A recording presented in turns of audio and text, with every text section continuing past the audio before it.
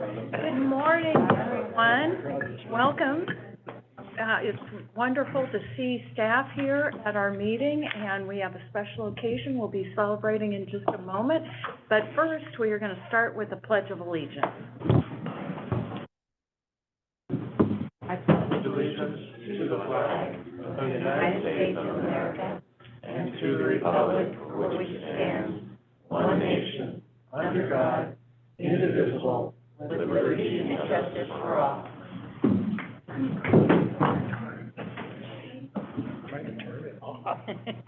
Chris, would you please take roll? Division 1. Here. Division 2. Here. Division 3. Here. Division 4. Here. Division 5. Here.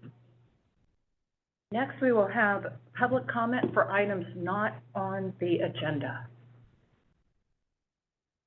Anyone here for that? Seeing none, we will move on to our special orders. We think we have one public comment. Okay. Sorry, you guys are so organized compared to anything that you move right along. Matthew Coulter, Grass Valley. I've lived here for over 50 years. I'm dismayed by the condition of our waterways. And I know that you guys use the waterways for transit to irrigation, ditches, and continue to sell downstream. The amount of homeless living along the creeks, E. coli, the city of Grass Valley and Nevada City both being fined repeatedly for dumping waste, raw waste into the creeks.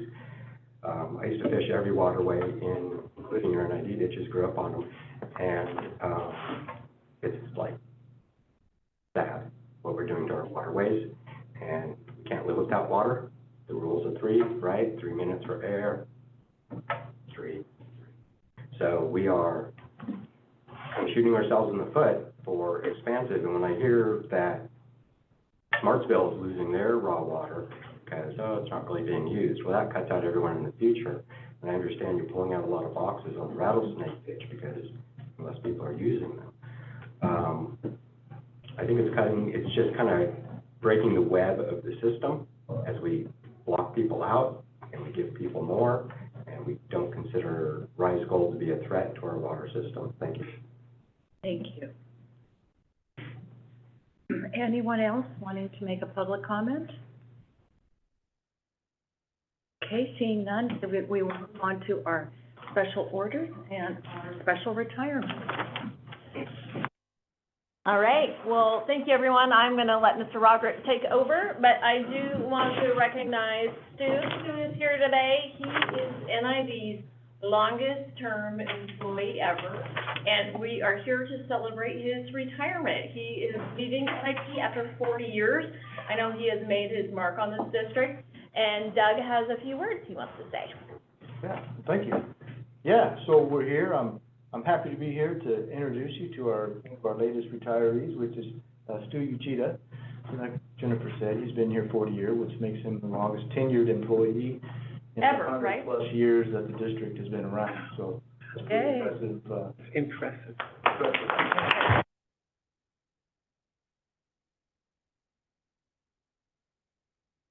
Started back in August of 1983, so I thought I'd look back and see what was happening in 1983.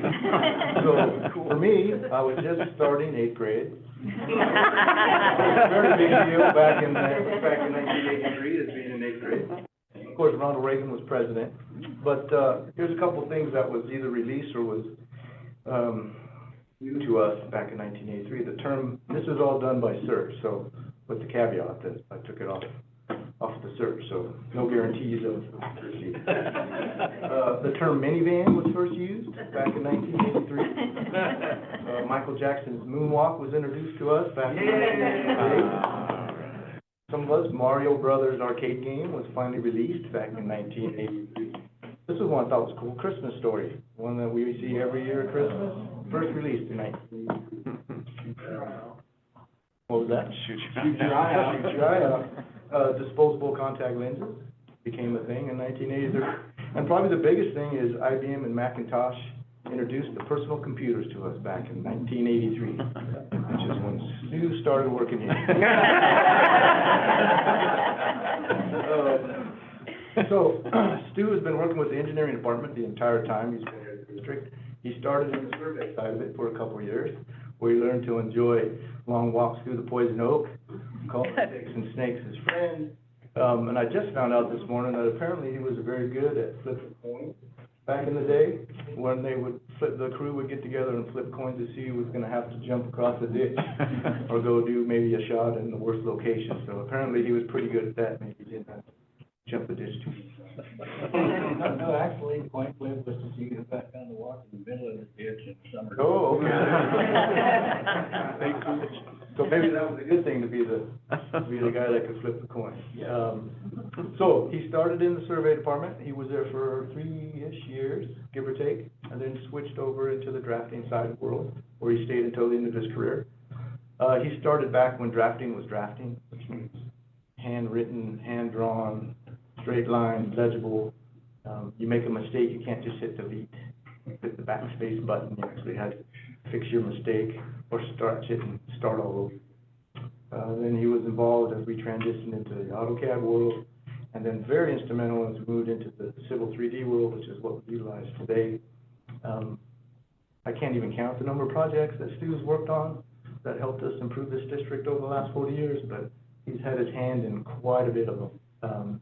Most of the time, we would give him, they were already halfway engineered. He'd have alignments put out, he'd have details for inlets and outlets put on there, and we just make little tweaks and changes. So a lot of the stuff we get credit for, Stu is actually the one that was drawing all those up. So, made a couple notes, want to make sure I don't forget anything here. Okay, so, one of the things that I find impressive about Stu is my roughly 19 years here, he is always here early. His start time is 7 o'clock. He is always here 10, 15 minutes before that. There are times, maybe a handful of times, when I've had to come like super early for some reason to meet him. Otherwise, he is always here. In fact, there's times when you drive in, like, man, I'm early today. I'm gonna park in Stu's spot. Come around the corner. Man, there's Stu's truck. He's already here. So that just goes to show his level of commitment. It's worth it to the district. Always being here on time, and like I said, being here way early. One of the other things is he's seen a lot of change in the district in the last 40 years. So with the help of Katie, I went back and looked at some things, and what I found was there's only been 5 engineering managers that he's had to work for, including some interim, so that's not too bad. There's been 8 general managers that's worked here since his time. There's been 23 board members. So we've seen a lot of change. I'm sure all for the good, in the last. For the most part. And so, let's see. And today is Stu's birthday, so we're.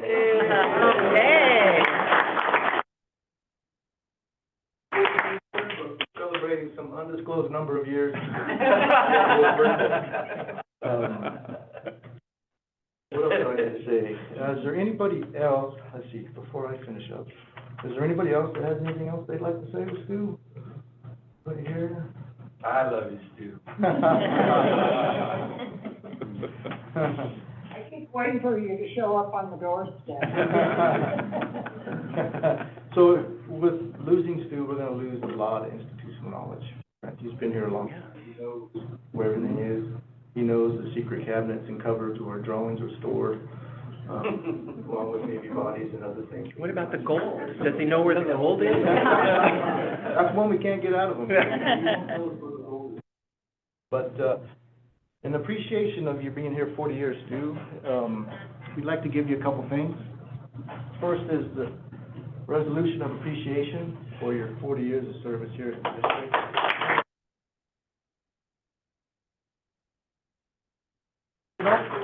This, which is one of your hand sketch drawings, that we had put on Mylar and put for you there. Wow. And a bunch of folks signed it on the back, well wishes. You know that you and Judy like to hang out on the coast. You do your vacation every year, probably as long or longer than you've been working here. You've been hanging out on the coast, so hopefully you'll be able to do more time in your retirement, and we wish you a long and prosperous retirement.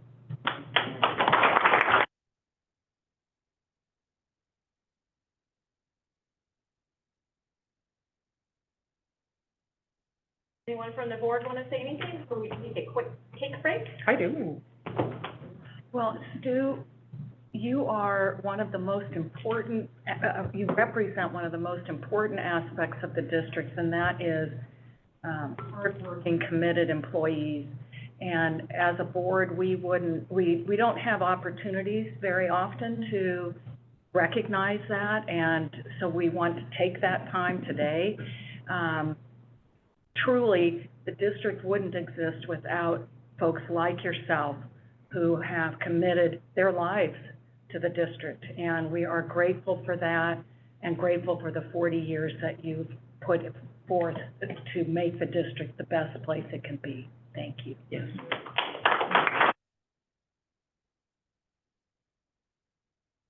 And Stu, I ditto everything that Karen said, but in addition to that, I thank you for coming in. I really appreciate it, because for us, certainly for me, sometimes you all have, we can't put names and faces together, and those who are doing all of this important work of the district, we don't get to really know you. And not that today I get to know you, but at least I know what you've done for us and what you've done for the district and your history here and your contribution. And so thank you for coming in and letting us honor you. That is important to me. So thank you.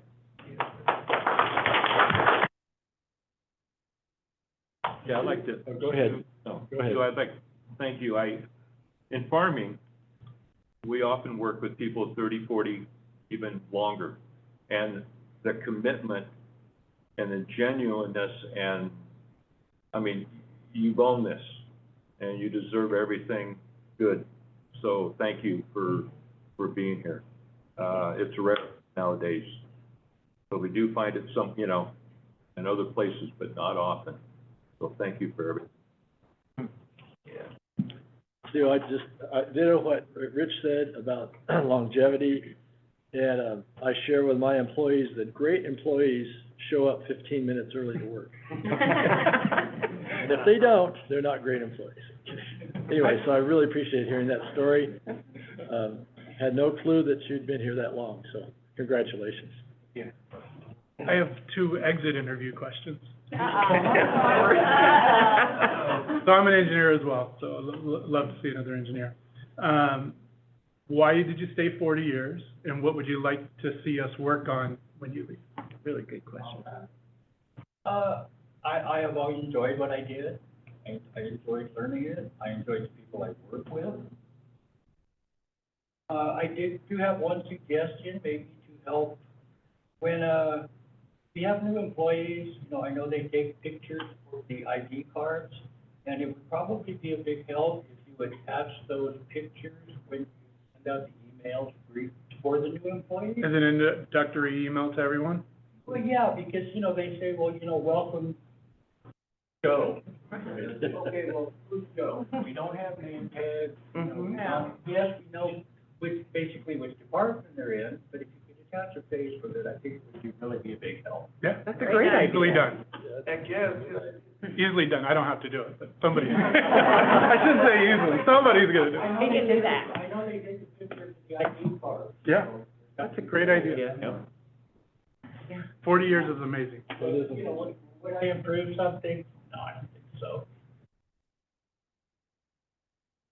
Thank you, Stu. Yeah, thank you. Professional work ethic. Hopefully.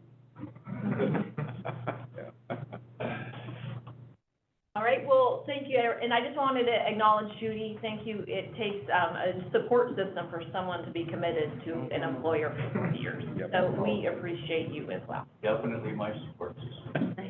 And I heard you have a cute little dog that I thought you were gonna bring in. I was going to, but I'm a dog lover. I know that. Next time. I could go home and get her, don't All right, well, I think we're gonna break for cake so everyone can say congratulations to Stu and happy birthday. Yes. Happy birthday.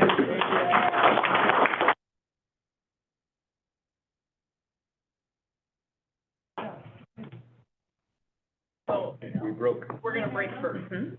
We have to do two things. Okay, we're going to take a recess, and we'll reconvene in 15 minutes? Yeah, I think it's perfect.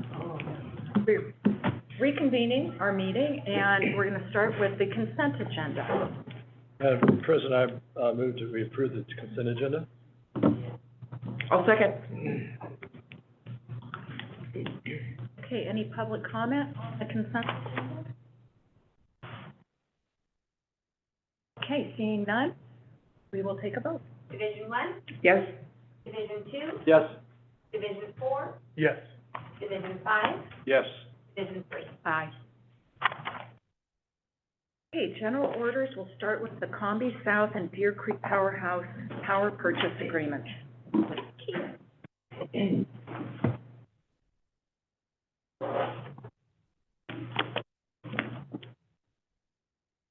All right. Good morning, board staff, members of the public. I'm Kean Summers, Director of Power Systems. I'm here today to request your approval of a couple of agreements for the sale of power and associated attributes from both the Combie South and Deer Creek Powerhouses.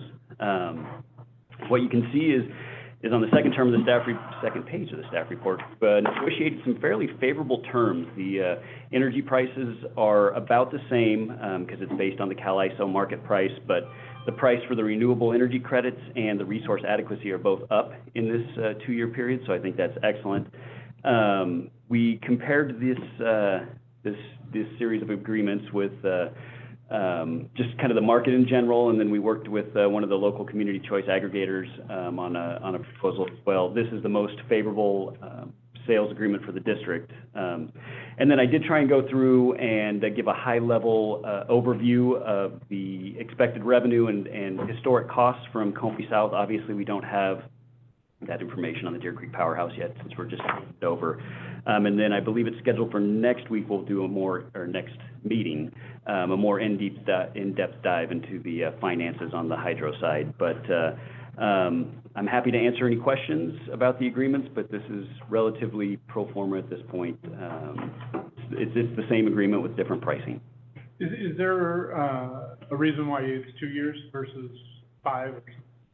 So there, on the Deer Creek side, certainly we're trying to understand what we can do with that powerhouse, how to operate it, what the costs are going to be, and we just don't have enough information to be comfortable with a long-term agreement. On the Combie South side, it's more for our convenience, and once we understand how we can better bundle these products, we may consider a longer-term agreement. There can be more value in it, but when we did the research this time, there just wasn't enough value to sign a long-term agreement. So. I have a question. So does the contract have any, well, I call them ups, but any increase, CPI increase or anything like that to it in the second year? No. So since it's based on the, largely on the price of energy, the market price of energy, it kind of handles itself in that respect. And then the RECs and the resource adequacy just aren't that volatile. So I was really thinking of the RECs. Yeah. I get that the energy fluctuates, but I was thinking of the RECs. Yeah, no, in a longer-term agreement, that is certainly something we'd have to look into. Yeah. Just kind of an automatic increase, but. Okay. And then is your overall strategy, once you figure out what it will happen with the Deer Creek structure, is to have a longer-term contract? I think that's something we'll have to look at as the market evolves and as our needs evolve. But it's guessing what the energy market's going to do is a bit of a crystal ball at this point. And I think at this point, a shorter-term deal is better for the district. Right. So on September 5th, FERC reversed their decision on the 401 permit and specifically named Deer Creek Powerhouse. How does that affect us? In terms of power sales? No, and how, what do we have? We don't know what the conditions of the 401 permit are. When does that factor in here? This item's about Combie, but as it relates, and Deer Creek, but as it Yeah. relates to Deer Creek and the transfer of the FERC license, we're gonna complete the transfer of the FERC license associated with the property acquisition, and then we're looking into getting an exemption from FERC for that Powerhouse because of the de minimis value of energy. So, But it was included in their decision, that was related to PG&E's 401 cert, right? so they're peeling Deer Creek off of Drum Spalding.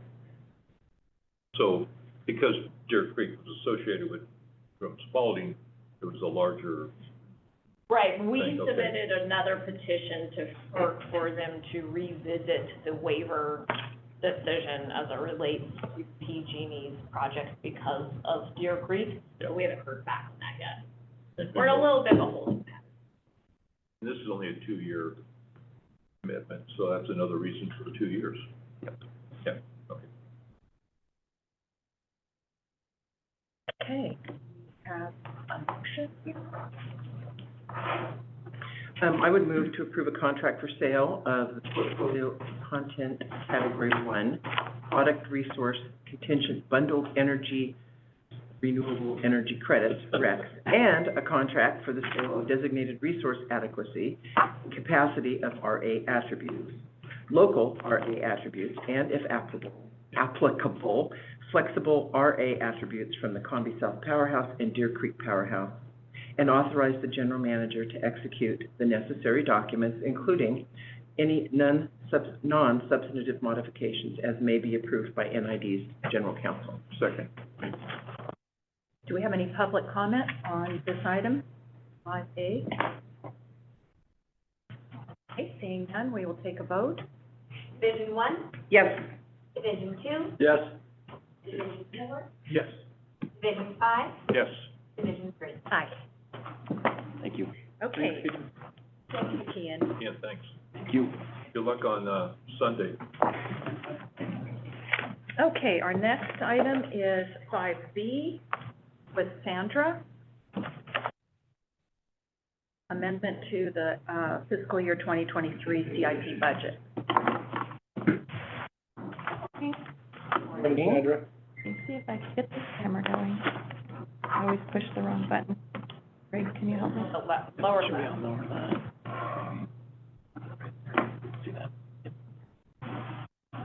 Thanks. Good morning, everybody. Sandra, Director of Finance. I am bringing forward a resolution this morning to amend our 2023 CIP budget to disencumber $8.69 million. And this is just more of a cleanup item. As you recall, back in August, staff brought to you a PowerPoint going over all of the CIP projects and kind of the status of those. And a handful of those are going to be delayed and pushed into the 2024 year.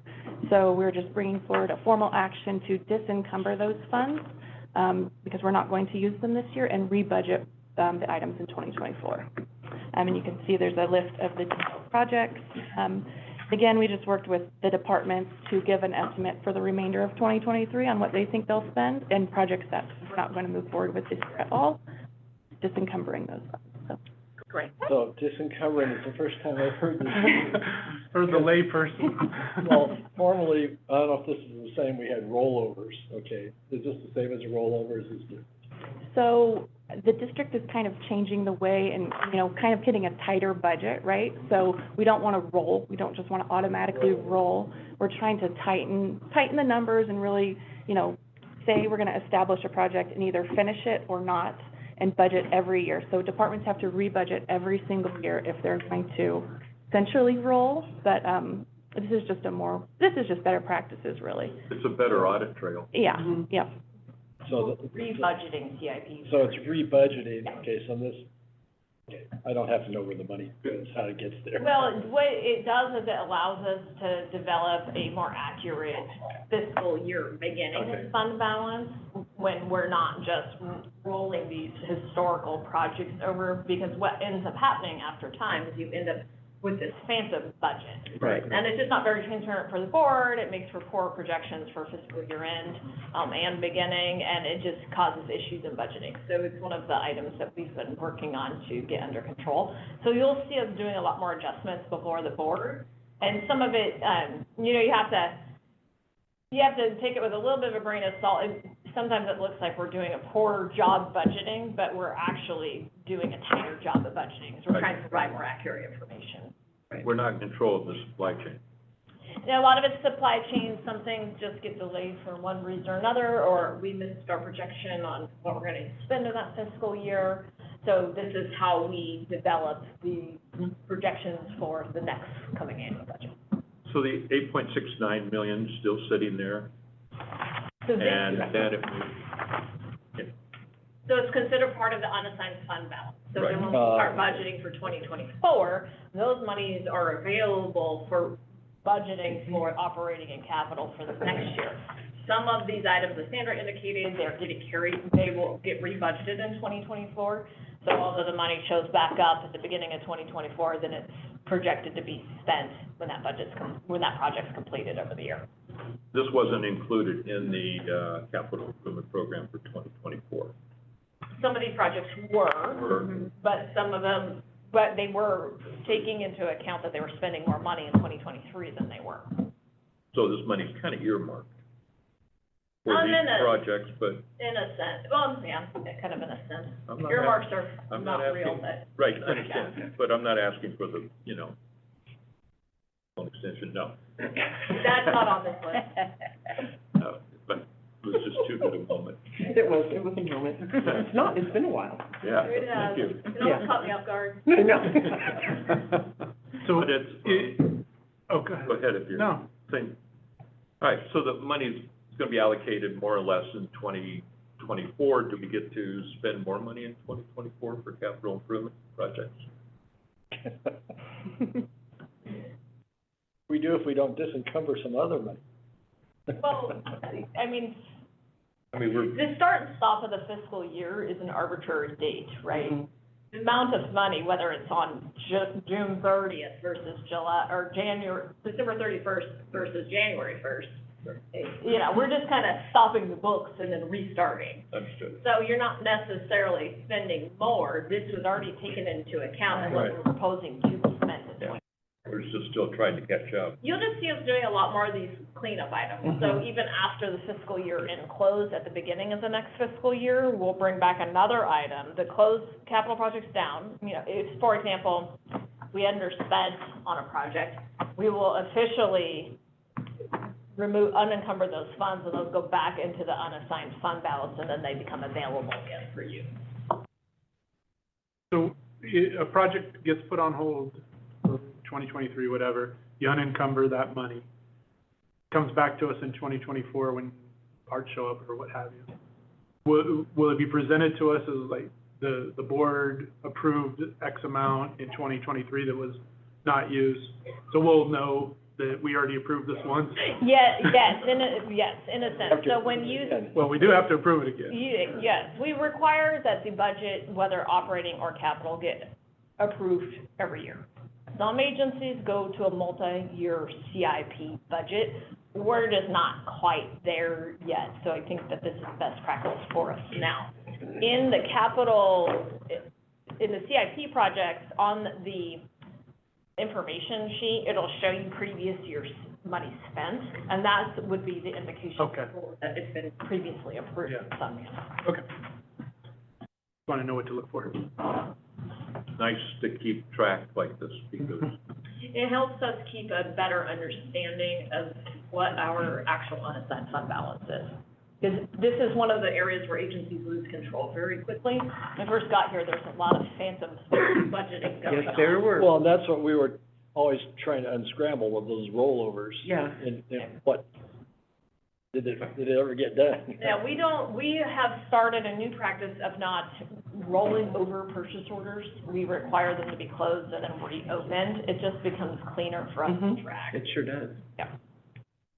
Delighted that you guys are doing such a good job bringing this, tightening it. Yeah. Thank you. So do we? Yes, if Want a we're ready recommendation? for a motion? I move to adopt resolution 2023-43 authorizing an amendment to the fiscal year 2023 capital improvement program budget to disencumber CIP funding in the amount of $8.69 million. I second that. we have any public comment on this item? Okay, seeing none, we'll take a vote. Division 1, Yes. Division 2, Yes. Division 4, Yes. Division 5, Yes. Division 3. Aye. I want to know, we had 4 yeses and 1 aye. Yeah. But it gets recorded as ayes. They're all ayes. They're all There you ayes. go. They're all ayes. You guys have I turned. know, was but you an know aye what? before. You know why I always say aye? Because when I was a kid, I watched Popeye, and it was aye. Aye. Yeah, and I mean, every time I say it, I think of aye, you know? Yeah, and the. Can we make sure that's in the? I know what you're. I think that's the food processing talking. Yeah. No, I've been dying to say that. Aye, Scotty. And you eat your spinach too. Yeah. Okay, moving on, we will go to item 6A, which is, with Doug, I believe, on the Hemphill Diversion fish passage project. Yeah. 5C. 5C. 5C, excuse me, 5C. I'm having, come down off my sugar rush from that cake. That was some caffeine. And high. Yeah, that's true. Hang on. Close it? Yeah, that works. That's good. All right. You gotta turn your video on. Okay. All right, here we go. Excuse me. Okay, well, this morning, we're here to talk about the Hemphill project. And talk to that. So I'm here to recommend that you adopt Resolution 2023-45, which does a couple things. It's going to amend the 2023 capital budget. It's going to approve a construction contract with C&D contractors, and it's also going to approve a small change order with Westcon Contractors, which is the one that constructed the original bill. So for a big portion of it, the reason is we had a scour hole developed just downstream of the weir that was installed. That was the sheet piles that we put in. That was meant to keep the elevations above so that water would always go into our canal inlet there and the cone screen. Through the winter months this last year, we had quite a bit of a storm event, and so we have developed a scour hole down below it. And so what we need to do is go back in there and fix that, which basically means we're going to go in there and line the 4 larger rock and then fit in the smaller rock to tighten it up.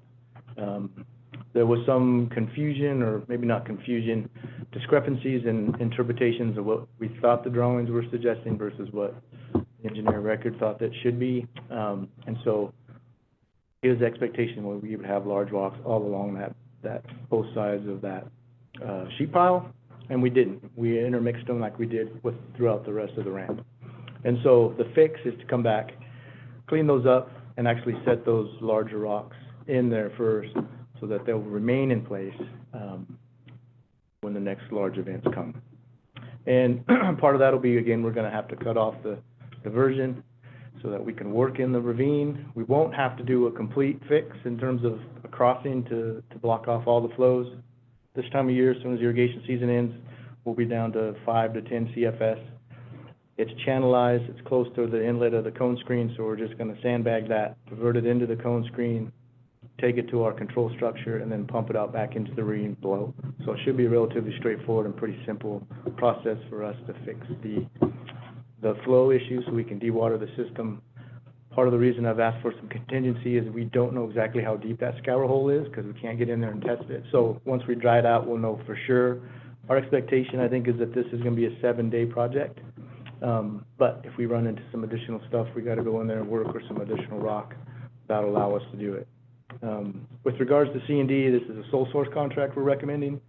I'd actually met out there with Dave Petty a couple of weeks ago.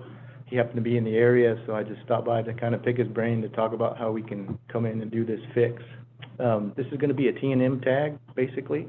So equipment and those types of things are already laid out in our contracts in terms of the Caltrans rental costs and stuff. So there's really no benefit of using one contractor versus the other. It's relatively straightforward.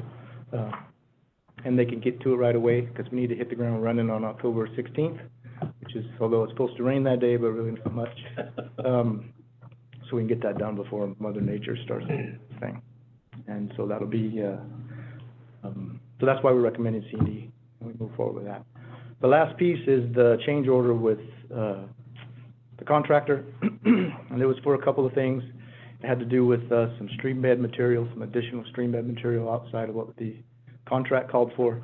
A little bit of excavation work, a little bit bigger area than we had anticipated in the contract.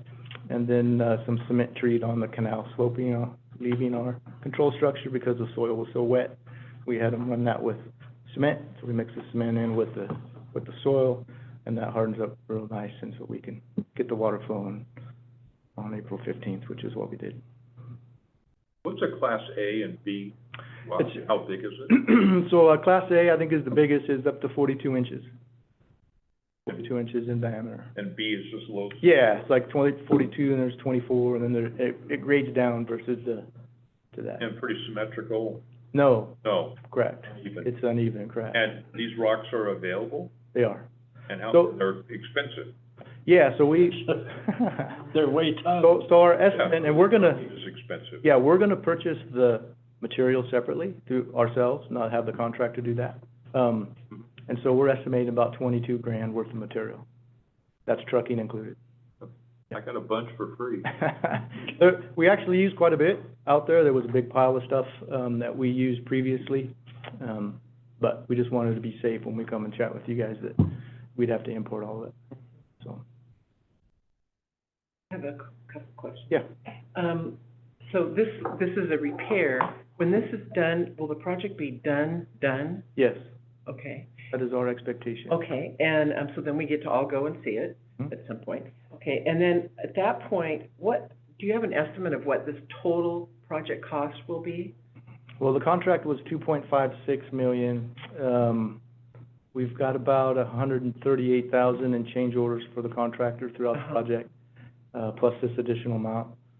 I don't remember. Well, does that Bolting off include the money that was spent some years back Yeah, that much. No, so, yeah, I'd have to, under I don't have that number off. a different engineering manager? Yeah, so we've had money spent before on consultants and secret. Yeah, it was significant, as I recall. That we had design. I thought it was $700,000-800,000. Yeah, so So you'd have to add that we're in to, probably in the mid to the upper threes, but I can get you that exact. I think it would be helpful to know. Minus the grant money? Yeah, so then again, the grant money is also So, for this, they pay up to 40%. And then this fix is also eligible for the grant. So 40% of the fix will be eligible. And we haven't maximized the grant number yet, so, this 40% of this cost will also be taken care of by the grant. And when do we get counts on Fish. capacity? Fish?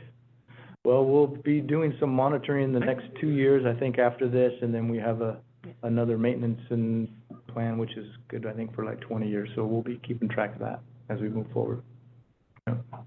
Actually, the plunge pool, well, we call it a plunge pool, the scour hole, is actually very good for the fish. Yeah, I would imagine. Well, those died. And the agencies actually like that part of it, but, it is not conducive for the lamprey, which has difficulty traversing that type of thing. They like to stick to the rocks and get themselves over versus trying to swim up through the channel. And we need to make sure that the scour hole doesn't continue to get big. Right. So we do need to go back in and do some lining in there. When you have conflicting benefits versus, Lamprey versus salmon? who makes the decision on that? The agencies ultimately tell us what we do. Yeah. Yeah. You're a salmon guy, you're gonna vote for them? Well, that's why the ramp, in theory, the idea was that the fish as well as the lamprey, which I'm not sure if that's a fish or like a sucker type of fish, I think is what it is. But I don't know that for sure. Imported. But it doesn't like fast water. It has trouble getting through, Mhm. navigating swiftly. Are they native? Are the lampreys native? Yes. And there's no fishing on that? No catching, at least? Yeah, I don't know if Auburn Ravine has a moratorium or not. I don't know that. I have seen people fishing in Auburn Ravine, Mhm. whether they should be or not, I can't. There's a lot of people that fish in Auburn. Yeah. There's not catch and release, it's catch and. Yeah, I think so. I don't think there's a requirement. I've never heard of anything. Never heard it. Never heard of the catch and release section. Yeah. Other questions? I had a question about, reading through this, the first thing bristled with the cost and going, okay, there was a lot of water went down. I don't know how much goes down over the, I guess my question is, was it, you sort of intimated it, what's that word I want? Intimate, is that right? That it was it a design flaw or not putting in big rocks where they should have been put in, or, you know, that kind of thing, and or is there other examples of this being done, this kind of work being done to make it artificial, what do we want to say? Yeah, rough and ramp, artificial passage, yes. So there is. And there's actually criteria, construction criteria, design criteria, that's, I think it's the Bureau that put that out, or maybe it's NIMS, or might have been NIMS that did it. And so we should have, the structure overall held up very well. Where we had the biggest trouble was in the low flow area, so our velocities are highest when we have a storm event. But the storm events, even that we had this last year, the structure was designed to be able to withstand that. So you can engineer rocks, in other words. Correct. It's not just concrete structure you're making, but Correct. rocks to make it Correct. so that it doesn't. Dissipates the Supposedly, energy and makes. this wouldn't happen to it, right? Right. But And so there was some maybe misunderstanding as to how that ultimately should look right up along that weir face. So that misunderstanding was between who? Between us and the design engineer. The design engineer. Okay, Correct. so it's not the contractor. No, the contractor did not, in terms of that component, that was not a contractor problem. That was our interpretation of the plan and the expectation from the engineer. All right, thank you for that. So that, in other words, the engineer thought it was going to be constructed in the way that it is now going to be constructed? Yes, Okay, but the drawings weren't clear. yeah, With regards to sure. it being all the way along the face. So we had them dotted in certain spots. But the fix is to literally lay them on both sides of the sheet pile, basically end to end. Okay. All right, do we have a motion? I'll make a motion. Public comment. We're gonna do public comment after we have the motion. I move that we adopt resolution number 2023-35, approval of the 2023 annual budget to increase the budget for Diversion Fierce Passage project in the amount of $259,493. Number two, approve a construction contract with C&D Contractors Incorporated in the amount of $116,232 plus a 40% contingency of $46,493. And number three, approve change order for West Con Construction in the amount of $52,160. And Ricky will second.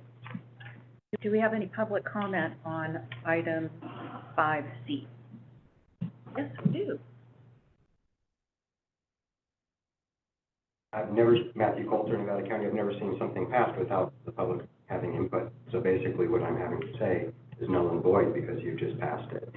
And I'd like to mention, this has been going on. We haven't voted. We haven't voted yet. Oh, gotcha.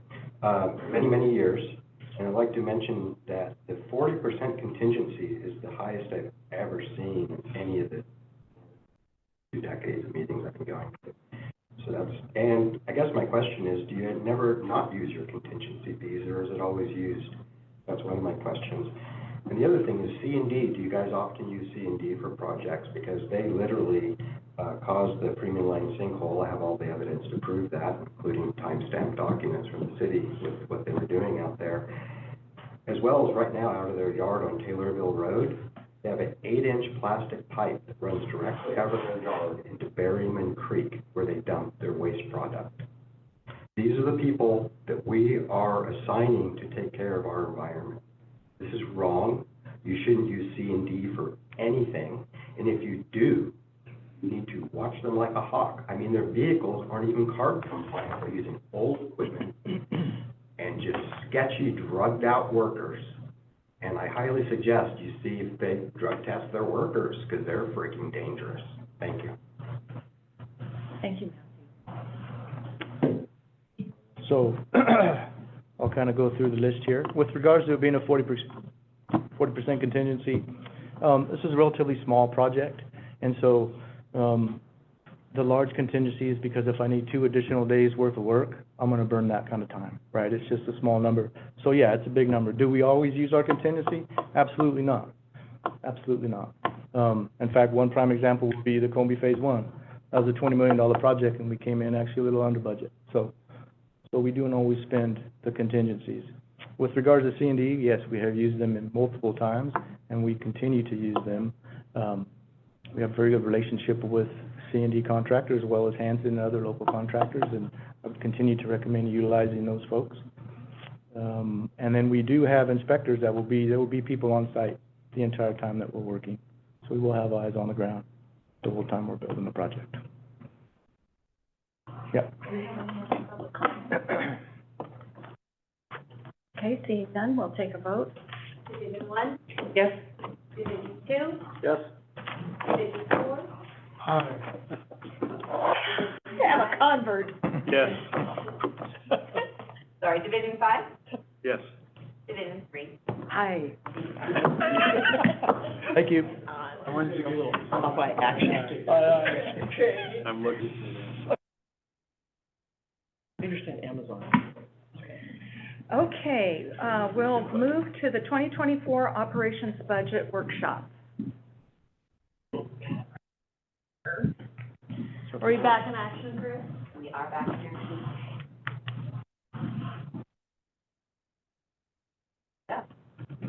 All right, I'm gonna handle this one and may call on some of our friends here to help out if we have questions. So the purpose of this item is to obtain input from the board on the proposed 2024 operational component of the annual budget.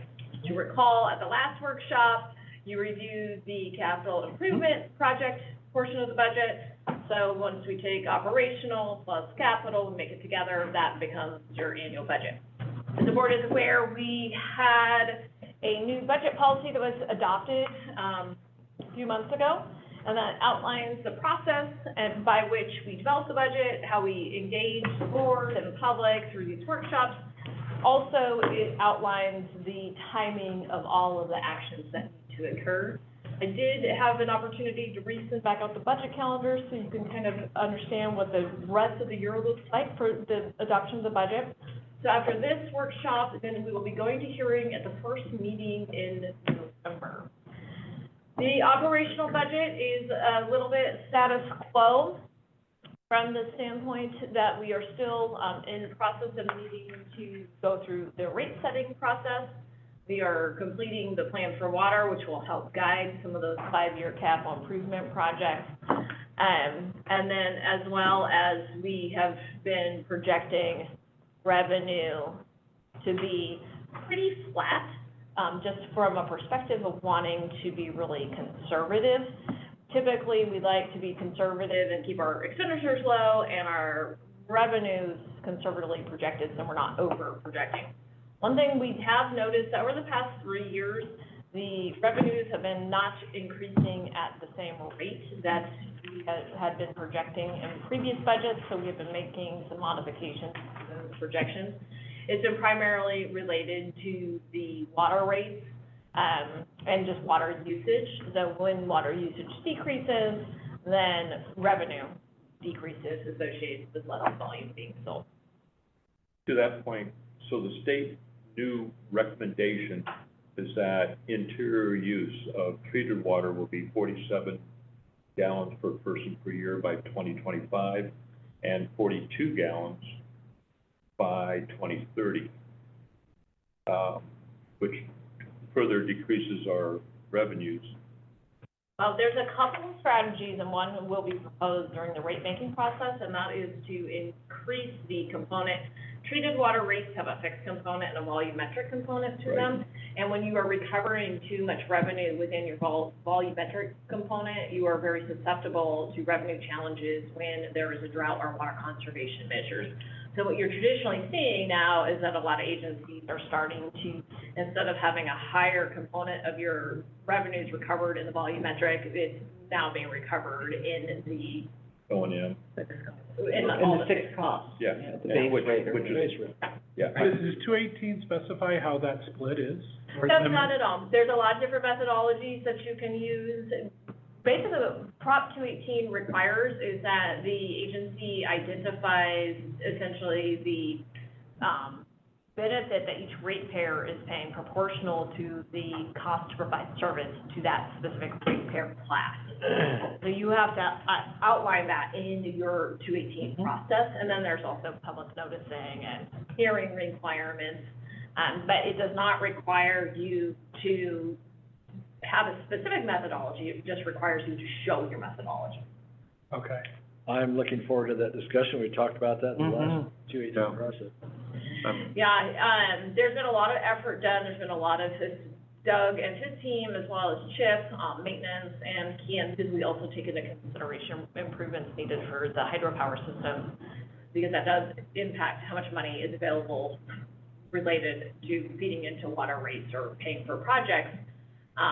We've been doing a lot of work that is gonna set us up nicely to be able to have a pretty solid rate moving forward. So, watch out for that. We are behind, I do take responsibility for that. We're still splitting some of the data out, especially once we opened up the cost allocated funds. So we still have a little bit more work to do, but do plan on seeing that the first part of 2024. So the city of Lincoln, I'm sure you're aware, is going through this. And, they did put out one good piece of, maybe multiples, but a specific good piece of information that showed what Rockland, Roseville, like all the neighboring, municipalities were paying. So that might be helpful for us to understand when we get there. Definitely, we will, provide that information. It's pretty common to provide the comparisons and the. But I thought that'd be more apples and oranges. I mean, Some we're of so it is different. apples and oranges, and even that is what caused some issues with their current 218 process, Yeah. because there's some We have our own, disputes how the fees are being shown. yeah, we have our own costs, we have our own realities here. It's a different district. I mean, Right. in 2014, it was all volumetric. And even though there's millions in reserve for a rainy day fund, this district can sell enough water to cover costs. I think that's all good information internally. Externally is where I'm concerned. Yeah. Is when people look around what their neighbors are paying 10 miles down the road, they're gonna wanna understand why they're paying different, or unless they're getting a better deal. Right, you know, Well- Trevor, I can say in the last time where I was here, and I think Chris was here, we went through that process, and we did have Roseville, Rockland. We had all of those. Oh, we had all of those. Yeah. For cost comparison, to see where we were in the, where we fell in those surrounding areas. We did do that. A lot of the rates are influenced by the number of customers you have in Sure. total to spread the overhead cost over, as well as just how big your system is. So we fall a little bit short on both of those metrics. Yes, and we do. That does drive. Yes, we do. But- But we did fall somewhere in the middle, I think, if I remember right. Close to Yes, the middle. and, it's always a challenge of explaining what you're collecting revenue for versus what somebody else is. But it's a very valid request to have that information available, because I think it's a good benchmark to check. Yeah, It is. yeah, just one benchmark. Definitely. There are, so moving forward, we're gonna talk about operating expenditures. We try to roll items up so that last year, I think we drowned you with paper. So this year, Sandra did a really good job of summarizing the data. We still do not have our budget analyst position filled, but I believe we made an offer to somebody. Sandra's really excited about having come on board. They should be joining us shortly, right? Yeah. So that's really, really exciting. So we will become more and more sophisticated with our budget presentation once we are a little bit more staffed up. But we did make one huge improvement this year to the budgeting process, and that is we have adopted the use of two different softwares. One is referred to as GovInvest, and that is a software that we use to essentially manage human resource-based costs, so all salaries, pensions, everything. So we are able to develop much more accurate tracking and projections for salary costs on a per position basis. And then the other software that we started using this year, which is a little bit challenging when we first start doing it, is that we have switched to using ClearGov, which is a budgeting software. where we can take exported data out of GovInvest and put it into ClearGov for budgeting.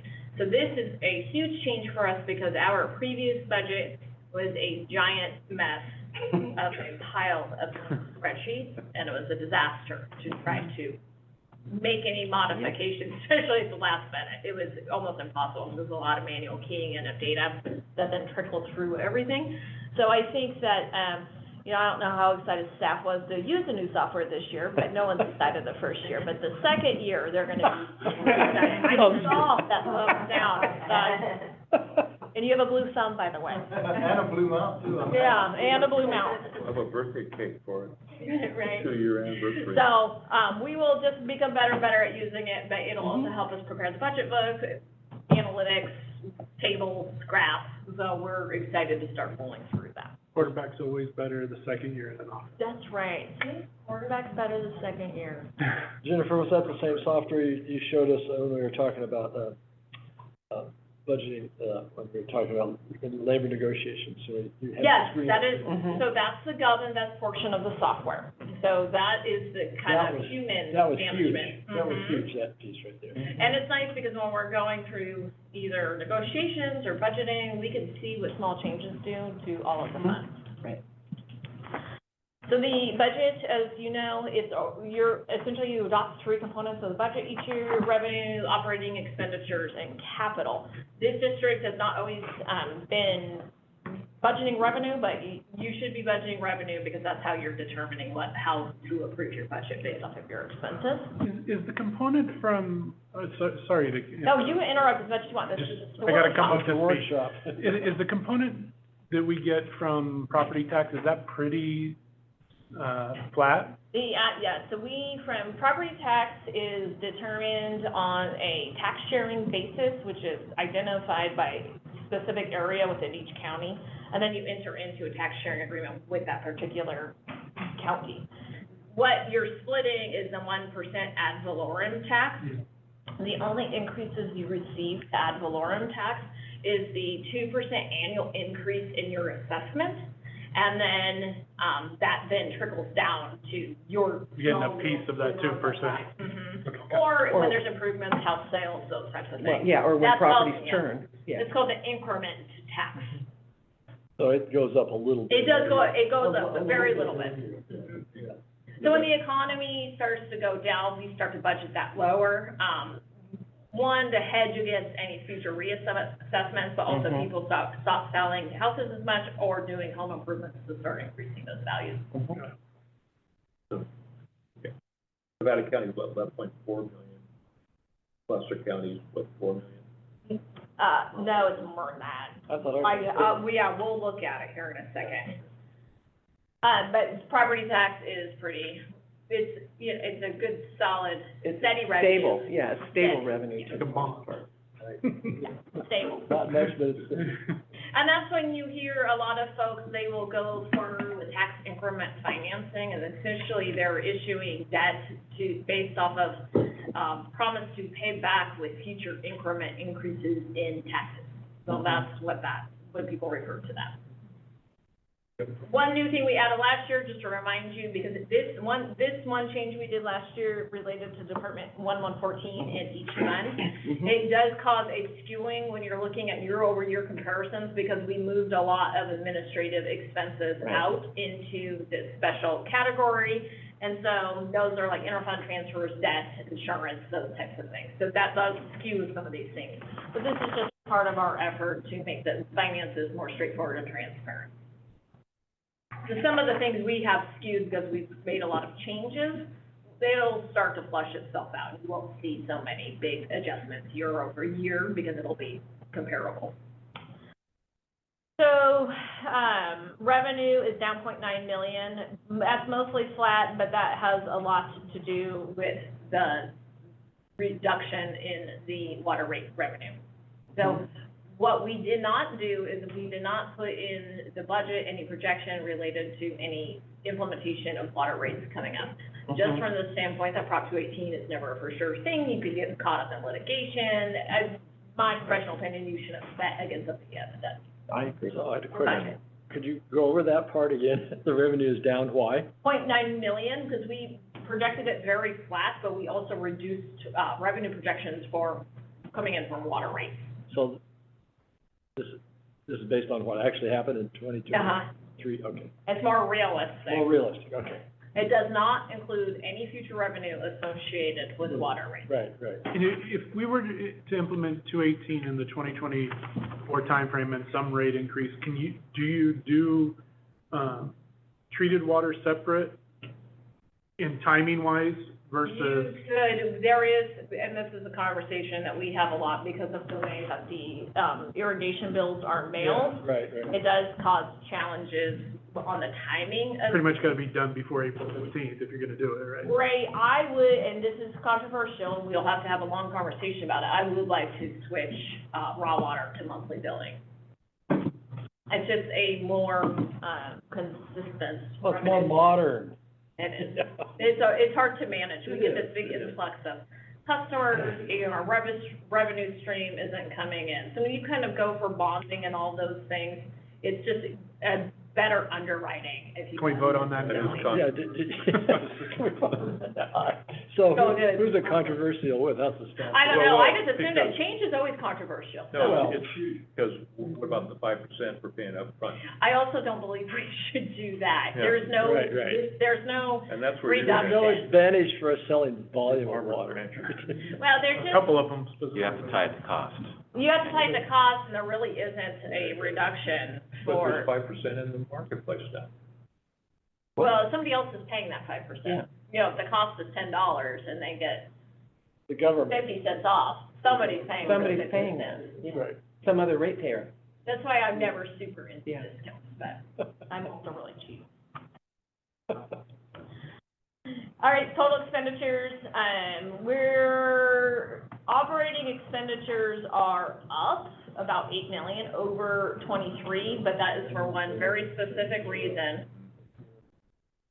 So they are primarily up related to interfund transfers. Last year, so every year, what typically will happen is that when we fund capital expenditures, we make so, for example, Fund 10, Water Fund, and Fund 15, Water Capital. Fund 15 belongs to the mothership of Fund 10. What you'll see us do on an annual basis, and it's more straightforward for rates until we have a capital component of our rate that we can identify the revenue directly for, we make a transfer equal to that year's capital expenditure from Fund 10 to Fund 15. Last year, we had enough excess left in the capital funds that we didn't need to make those transfers. So the increase in operating expenditures that you're seeing, it's more of a shifting from money from operating to capital, not necessarily an overall giant increase, if that makes sense. Because we're making the transfer this year. Last year, we did not make the transfer. Interfund transfers of 32 million. Interfund transfer is just in between funds. So we have several that occur, we'll go through those. And this is also capital projects total, 13.5 million. I cut the capital down a lot this year from the standpoint that due to a variety of issues, staffing, supply chain, we're having a difficult time getting a larger capital program done, but also because we're going into rates, and I just want a good idea on how we're gonna lay out these 5 years expenditures, specifically from the perspective that we have to fund some massive projects coming up. And so we are a little bit of hoarding money this year, but it's for a specific reason until we figure out how we're gonna fund all these things. When we So saw what- this, When we have the rate, process, will we have identified those projects that we need to be investing in, I assume? For that 5-year period? Yep, so we have 5 and 10-year capital programs laid out. The 10-year gets a little squishy because it is pretty far out there. But we do have 5-year programs laid out for all of water and all of hydropower. Except for the Fluid Dome. The Flume, no, we actually have a plan that we're gonna propose when we bring the 5-year capital program forward. And that's essentially to start having, what do we divide it as? We start It's a 50-year spread out. We did a 50-year spread out for 50-year life cycle to replace all those wooden trusses.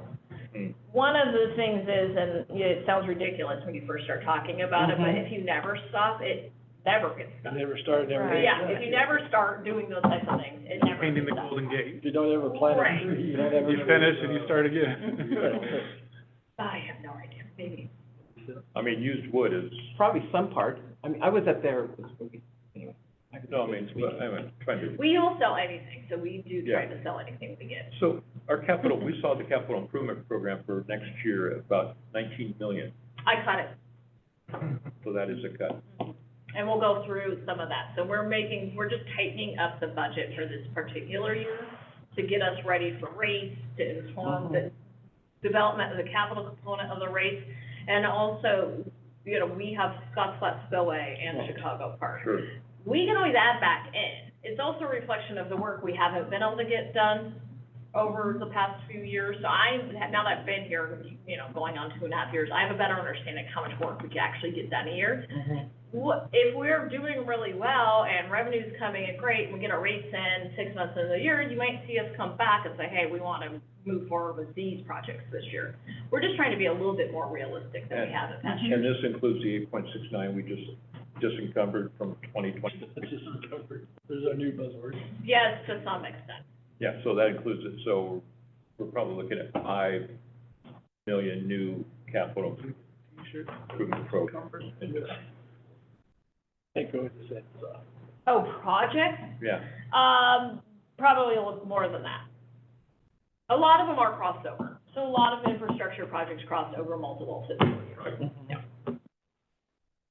And then in hydropower, one of the hard things is, a lot of their projects are a little bit, you know, they have giant projects like Chicago Park Rewind, or they have a lot of small projects that are kind of more nickel and dime, 250 here, 300,000, 500,000. So there's probably a whole lot more in that number. gotcha. So overview of the funds, I think everyone's becoming real familiar. We don't have all that many funds. We have not opened up any new funds this year, so we're still status quo compared to last year. Water operations is Fund 10, and then when you get into Fund 12 and Fund 15, those are all sub-funds of the parent fund, Fund 10. Cement Hill and Rodeo Flat are assessment districts. They're still paying off debt, and we will be bringing back an item at some point related to those. I think we're going to try to get one of the loans with the State Water Board re-amortized, just to reflect some early payouts from the parcels that are within the assessment district. Some people pay off the debt early.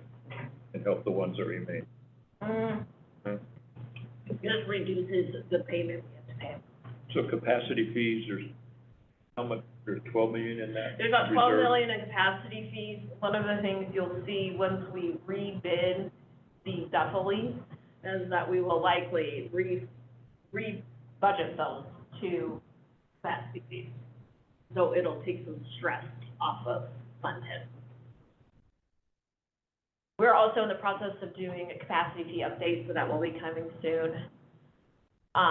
Fund 30, Recreation, Fund 35, Recreation Capital. We did not propose any recreation capital again this year. And then Fund 50 and 55, Hydroelectric Operations and Hydro Capital, and then Fund 70 is Internal Services Fund. So those are all the cost allocated expenses. Some expenditures within the Internal Services Fund are direct expense to whoever's using. So for example, tires that the hydro needs, we bill those direct to hydro. So just the staff in the equipment shop is cost allocated. We try to make cost allocation works when it is really generic in what they're doing, but when it is specific or whatever somebody's purchasing is just benefiting one particular fund, that was direct cost that. Is Hydro still paying for division? Yeah, Hydro pays for, and Candace's done a really good job of, we'll be bringing it forward at the next meeting, is going through the Hydro finances. But yes, the Hydro pays for the upper division, and then they pay for a large portion of the overhead expenditures, as well as they provide a subsidy to Recreation. And we can spell it all out for you, but there is a large benefit to the water ratepayers because we have hydropower. Right. Because water would essentially have to pick up all of those expenditures. Oh, yes. Because even without any hydropower, we still would require to have those reservoirs. And would be huge costs associated with decommissioning. So, but we'll bring that forward and go through everything. It's a little bit hard to see, but this is the fund balance summary. And so one comment that we received last year, if I were you, I'd go to your packet, because that might be difficult to do. If you see so on the left-hand column is the fund and all of the fund names. And then one of the items from last year, I know it gets confusing on how all of these columns add up. So Sandra did something great and put down a little cheat sheet on the bottom. See the code down there. So beginning fund balance. So the beginning fund balance is what we're projecting to be available within the fund at the beginning of the year. So that's when we start going through those projections like we just did. The 2 million that we just unencumbered from 23 is reflected in this beginning year fund balance. So that's where we start. So then the next column, B, is revenue, and then C is transfers in. So transfers in isn't new money, it's money coming from somewhere else. So total inflows equal your revenue plus your transfers in. Then we look at your expenditures proposed, and your transfers out. So transfer in is money coming from one fund into another. Transfers out is money going from a fund to another. And so total outflows equal expenditures plus transfers out. And then we make a projected ending fund balance. The capacity fees, you're going to help use them to go with the police? Yeah, and that's what they... And that's the 800,000 inflow, and then 3 million outflow. Right, so you'll also start seeing, when we get to close to the end of the fiscal year, we start doing all the final accruals associated with pension liabilities or debt service obligations. We do start seeing these numbers shifting, even towards the end of the fiscal year and in the period right after the fiscal year. So you'll see us continue to tighten this up till we get to budget hearings. So we're constantly updating numbers and trying to make them as most accurate as possible. So Jennifer, one observation on this, if we look at the Fund 10, is the total inflow versus the total outflow is a negative approximately $5 million. So in my mind, that means that from an operating point of view, expenses are exceeding revenue by $5 million. Is that correct? Yes, it is related to the transfer going to water capital. So that is a reflection of us not actually collecting a capital component of our rate. Okay. And that's what we're proposing to talk about is rates. And that's about how much we're under collecting, between 5 and 7 million. That was my point, yeah. So, and that shows that to you. Right. So that could be included in the Prop 218 rates. Right, so going for the Prop 218 rates, one of the things we want to do is because it's easier for ratepayers to understand if there is a specific component on their bill that is associated with capital improvements. Right. It's an easier story for everybody to understand. Okay, we need to pay this money to build these things. So ideally, we will have it as a separate component on our billing, and then that revenue, instead of going into Fund 10 and getting transferred over to Fund 15, would go directly to Fund 15. Mind you, it is a parent-child relationship, so they do roll up into each other for audit purposes, but moving forward, you won't see that large of transfers. Right. So, and I also noted in Hydro Fund, the inflow is 24 million and the outflow is 25.7. So what does that reflect? Recreation subsidy. Okay. That's So it's That's about, what it is. an additional 1.5 million over the previous years, or? The increase in, no, there's always been a recreational subsidy. I get that, but it looks like for this year, you're projecting a 12% decrease in the ending fund. So is that additional expenses plus this 1.5 million? I will have to confirm, I'm not sure. I think this would be a good topic for Keon's talk, Yeah, we, Yes. understanding where exactly we're losing money in hydro. right. I shouldn't say losing money, Losing money. where we have a deficit. Yeah. We do have a little bit of a deficit. One of the things I'm still looking at is making some additional adjustments to staffing. I made a pretty big cut to capital. We still have some opportunities, you know, we are still running some vacancies, a high vacancy rate in some positions, so I am gonna be taking a look at that. So I'm going to try to close this gap a little bit more before we get to budget hearing. But we will definitely address that when we bring that item back. And I think, when are we coming, Ken? For the hydro discussion? Yeah. Tentatively, it would be planned at the next meeting. Yeah, some things that are driving operation costs, so all of the salary increases associated with the new MOU Yep. are reflected. Gasoline and fuel has been going up, insurance has been going up, and utilities have been going up, and then we're still paying a little bit higher materials. Benefits. And then what about revenue from power generation? Is that going up or down or level? And now it goes up by a hair. I don't know, Kian, do you remember what the percentage was? 2%? It's not tracking with additional expenses. No. What I have seen year over year is that it almost doesn't matter what the enterprise is, that expenses go up about 6% a year. And she said that since she's been. So Recreation's getting about 1.7 mil from hydro. We increased rates this year.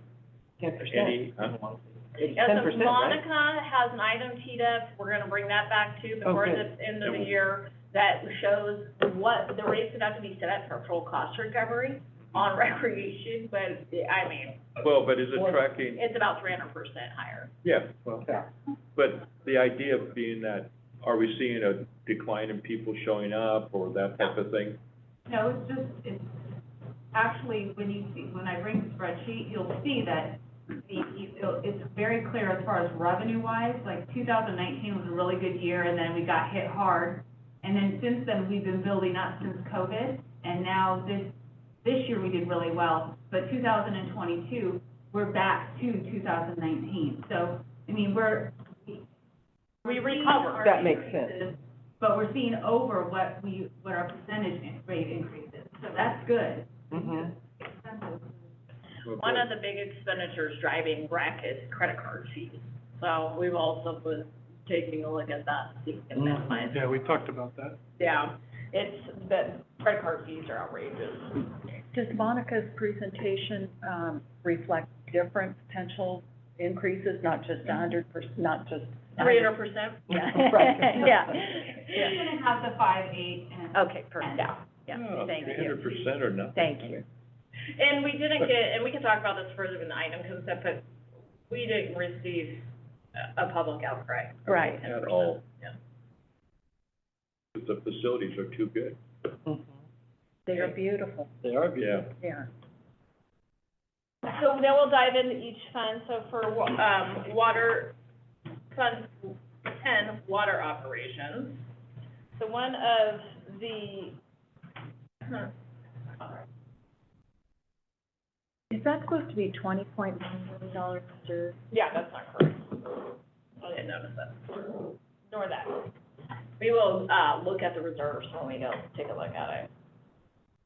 So, reserves are still set by policy. We haven't brought forth a revised reserve policy because we'll do that as part of the rate setting process, but I also had to just get a better understanding of what's going on around here. The total expenditures for water operations is $52.8 million.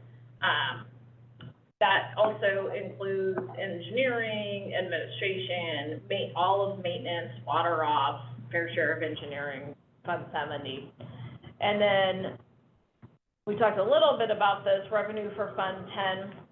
And I think, Sandra, Krista, we passed that out. Yes, we did, yeah, we have. Oh, okay. We always get this question, so we provided a little cheat sheet on the different revenue codes because they are not really intuitive. Yeah. So we thought that might be helpful with understanding what the revenue streams are. So you'll see in the 2023 budget, we are 47.9 million, and we're projecting to be more around 47.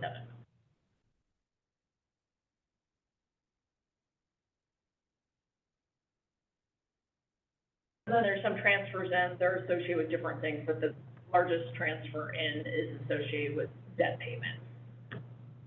There's some repayment debt associated with those assessment Is districts. that the 600 and some thousand that we forgave people? No. No, And the state was supposed to reimburse? I don't know that. Is that from COVID, is that what you're remembering? Yeah. Oh, no, that's not that. Was Did it that associated happen? with Cement Hill and Rodeo Flats? No. That's No. what that's associated with. That's what it is, Yeah. okay. Now, we will be bringing forth what's referred to as a write-off policy. We have been carrying some bad debt on the books for a while for something, non-payment. First, it would have to be a specific payment someone owes us that we cannot put just lien on the property. You should be writing that debt off in a time period, and that's never occurred. So stay tuned for that. We'll also be bringing forth a debt writing off. How much is that? Yeah, I was wondering how much is I don't know. not on property. It seems like it shouldn't be very much. Just in discussions with cashiering, customer service, it's not on the utility billing side, it's on the miscellaneous other customers. We're looking into how much that would be. And we cut service off to them? We just started shutting off water again. We weren't able to do that for quite a long The time. shut-offs were suspended, but right prior to shut-offs being suspended associated with COVID, there was some modifications to the regulations on noticing and how you have to shut off and payment programs you have to offer. So that's all been re-implemented now. Good news about NID is we can, with water rates, place that, any delinquent billing or debt on the property tax rolls. So that's We helpful. can. Yeah, we can, but you don't get paid until the house gets sold. Right. So, a lot of elderly people in our district, sometimes mail gets lost. How do we, I'm probably not part of this, but if they're gonna shut somebody off, how far do we investigate to find out what happened? By the Because- time someone gets their water shut off, they haven't paid for about over 3 months. Many notices. There's many notices, but they also know they haven't paid for 3 But months. face to face? No. We do a door hanger We anymore. do we stopped door hanging. Stop door hangers, yeah. Door hanging is dangerous. You have staff Yeah, you getting in can't- and out of yeah. vehicles on the side of roads with bad dogs. And unfortunately, in this business, people use the door hanger as a reminder to pay their bill. And if you pay your bill on a monthly basis and you haven't paid it for 3 months, I assume that you know you haven't been paying it. That's reasonable. Well, unless somebody is so sick and they don't have a support group. No, we'll get a call. It does rarely happen. We will get a phone call. We could do emergency turn back ons if that was the case. I- The I- percentage of people that actually is the reason why they're not paying is very, very low. Yeah, me too. Yeah, and the district's very compassionate about helping and being there for people in trouble. But, I mean, I think that, like you say, the vast majority of people are people who are not paying and need to be responsible for that. Yeah, so they're not paying. We can't put a lien, but we don't get any money until it sells. Any agreement where we just keep delivering water and keep adding to that, adding to the lien, where they can't get water? No, I would not be supportive of that. I would turn the water off. I mean, isn't that common practice in utilities, that you get cut off if you don't pay? It is, but Your sewer, your septic, your anything? we're facing some unusual economic times. In that particular situation, for example, with COVID, there were Right. state regulations that Right. came down that prohibited it. Right. You get, it's a very slippery slope of making a giant disaster when you stop doing shut-offs and you have to restart them. Comes from the heart, Rich, and I appreciate that. The engineering allocation is, still direct split. It's still the 65, 30%. We're gonna continue this year. One of my goals is to start refining this split a little bit more. Once we get more sophisticated moving into the new ERP, Tyler, we'll be able to do more accurate workload resourcing, so we're not just kind of generically splitting some of these costs. But I would just point out, and you mentioned it, that's part of why Hydro's financial picture looks different, is because now they're paying the 1.2 million, where in the past they didn't.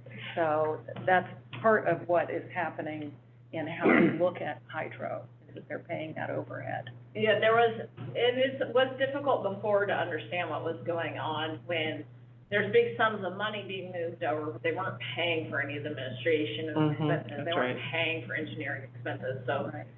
Is this perfect? By no means. Will it change when we do a deeper dive on it? Definitely, but it's what we got for right now.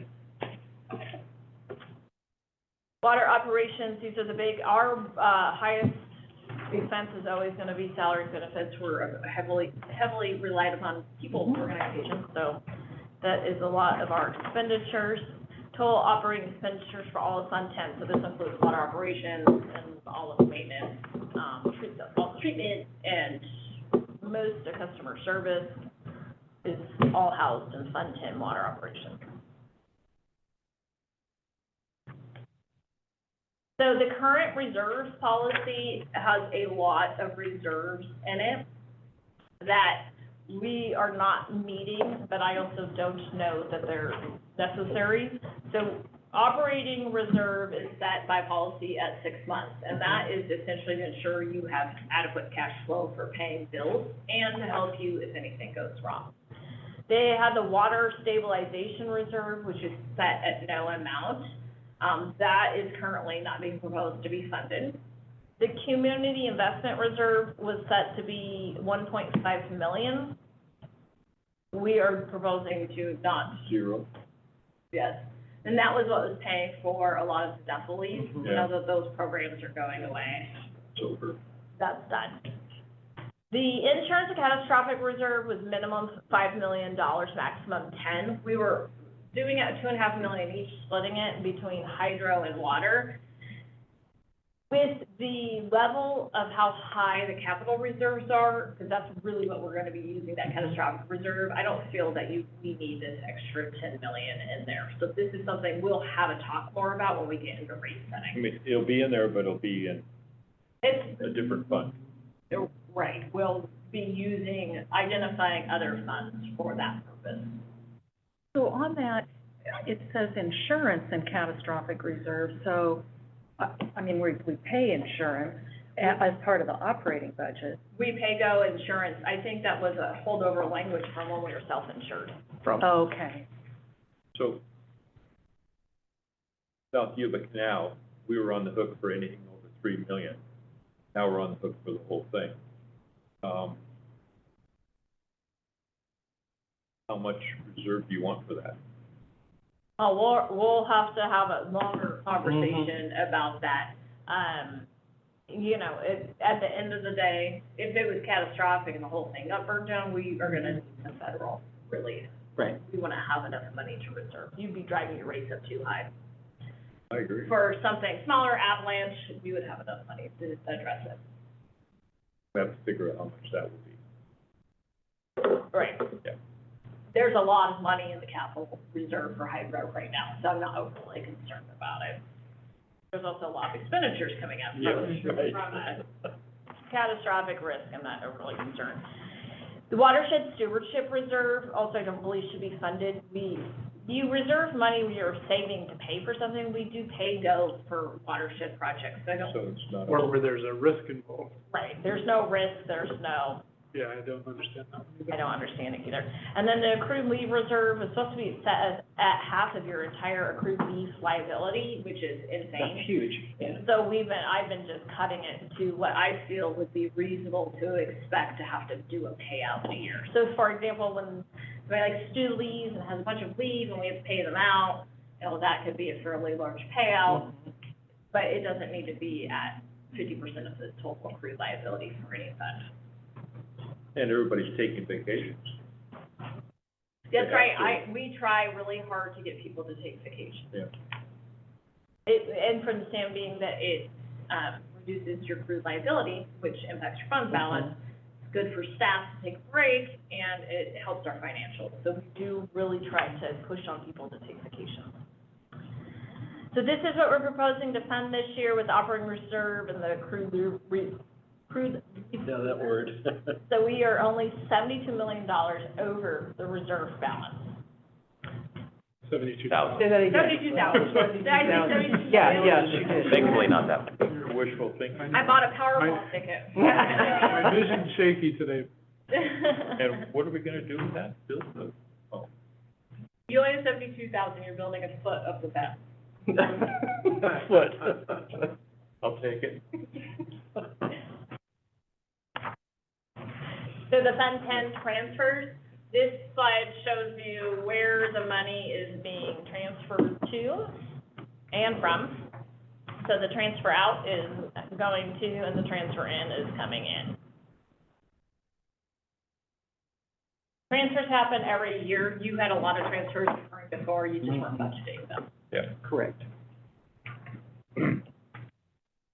Water capital, we'll just blow through this. This is pretty on par with besides the cuts we made for Fund 15, so you've seen the capital program.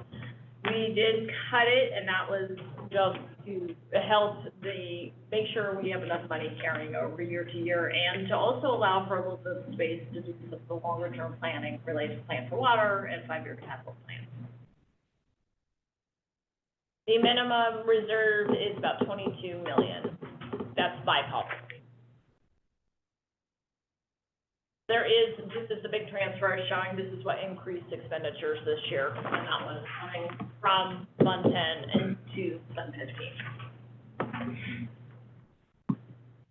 These are the capital projects. And Sandra, does this list reflect the changes we made?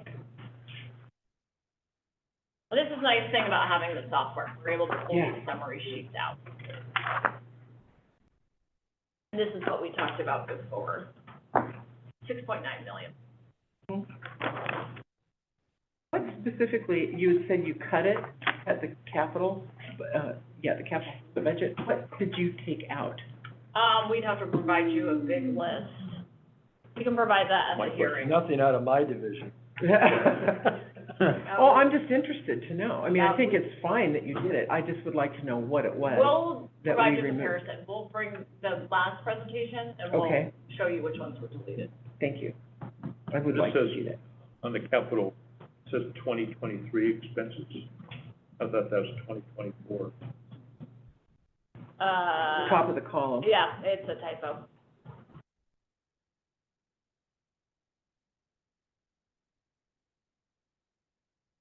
We're gonna finish the Maven. So those guys have been waiting 20 years.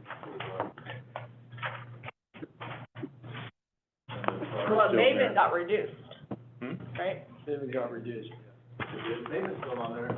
The taller got reduced quite a bit. That was big. Will you finish it? Taller or the Maven? Maven, Yeah, that's on next year's budget. yeah, Yeah, we'll finish it. it's full amount, I thought. It's the tar that got reduced, right? Those big ones. Yeah, I will, and we should have brought it, apologize for that. I'll bring back an accounting of what we cut. That But would be the really tar, helpful. and the tar's working, it's just fastidioso, R&R. Mm-hmm, okay. budget, to operate. Okay.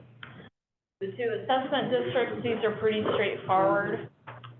They have revenue, and then they have essentially expenses, and that's those debt payments.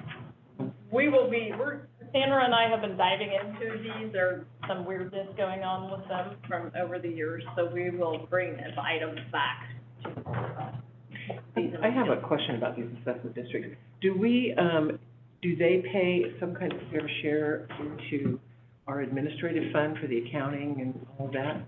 You can only do that if the assessment district was originally set up for that. I don't know the answer to that question, but I will look into it. One of these, I think we're getting ready to pay off the rest of the loan. So let us kind of take a look. This is a little bit of mystery we're still unwinding. Yeah. Okay. Capacity fees. The, big thing with capacity fees is you see that transfer out of $3 million, and that's related to the Mr. Federal water line extension project. So that takes some, alleviate some of the pain off of Fund 10. But that's where it should be spent. Yeah, it should be sent for projects that develop capacity, and you do have, we do get into ourselves into an issue when we hold on to capacity fees for. Too long. Yeah, too long. Will it be done by the end of '24 with the extensions for good? Well, depends, we're rebidding 3 of them in November. Yeah, the fourth one is gonna go out to bid probably, so, yeah, so including that third one, yeah. Well, yeah, we're rebidding and we got really bad bids. We think the bidding environment will be more favorable coming in November, so that's our goal, is to be done with them. Unless they just come back really high. Try to knock them all out in And if, '24? Yeah. and if the people are, Otherwise, we'd be able to bid it out favorably, we can build it next year. if the groups reject the bid, Yeah, they're done. yeah.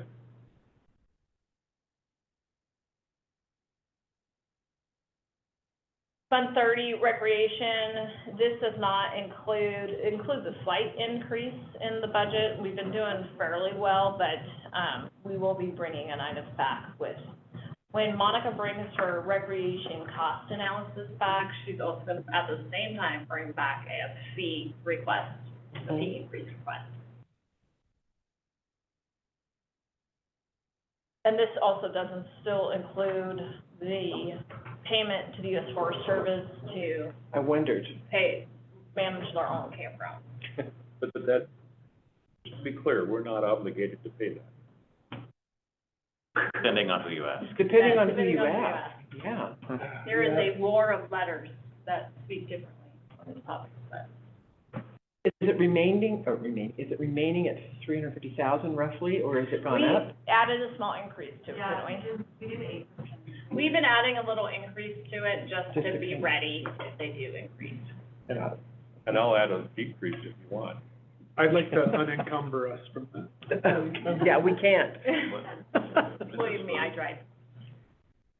There is an operational subsidy again from Hydro, it's at 1.7 million. It still has a little bit of a projected ending fund balance. One of the things with recreation is it does essentially rely on the other funds for cash flow, and also catastrophically it would as well. Yeah. You would, Reserves are basically the same as the other funds, operating reserves at 6 months, so as I just stated, if that's not being fully funded, so for cash flow purposes, it does essentially rely on full cash for that. Accrued absences, we don't need the 50% liability, and then capital at 500,000, we haven't been funding that either. But there's also been no capital, projects in the past 2 years. Not any that rise to the threshold. Exactly, I mean, we've had big projects, but they've just been, they're not. They're maintenance and repair. no, Is it naive to state that we shouldn't be in business for losing propositions? part of hydro. Part of our No, fertilizer. it's not. If you read it, it's not. It's painful. It's, that historically, that's been the reason why we've done it. But That is it's, historical, that's. you read the paperwork, and we're not required to operate that.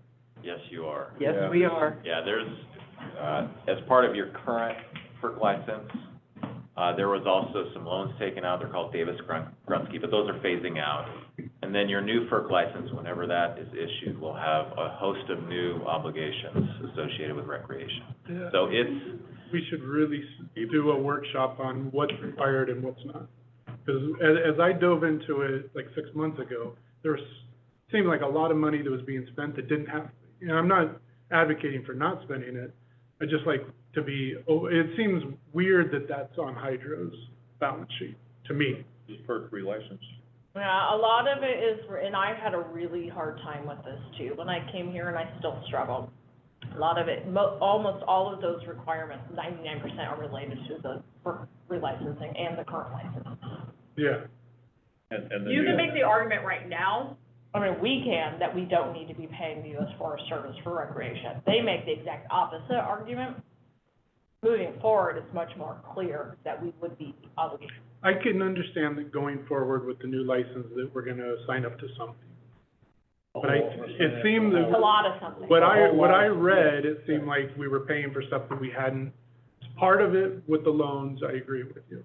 There seemed to be other things in there that there were discrepancies of whether or not that was required.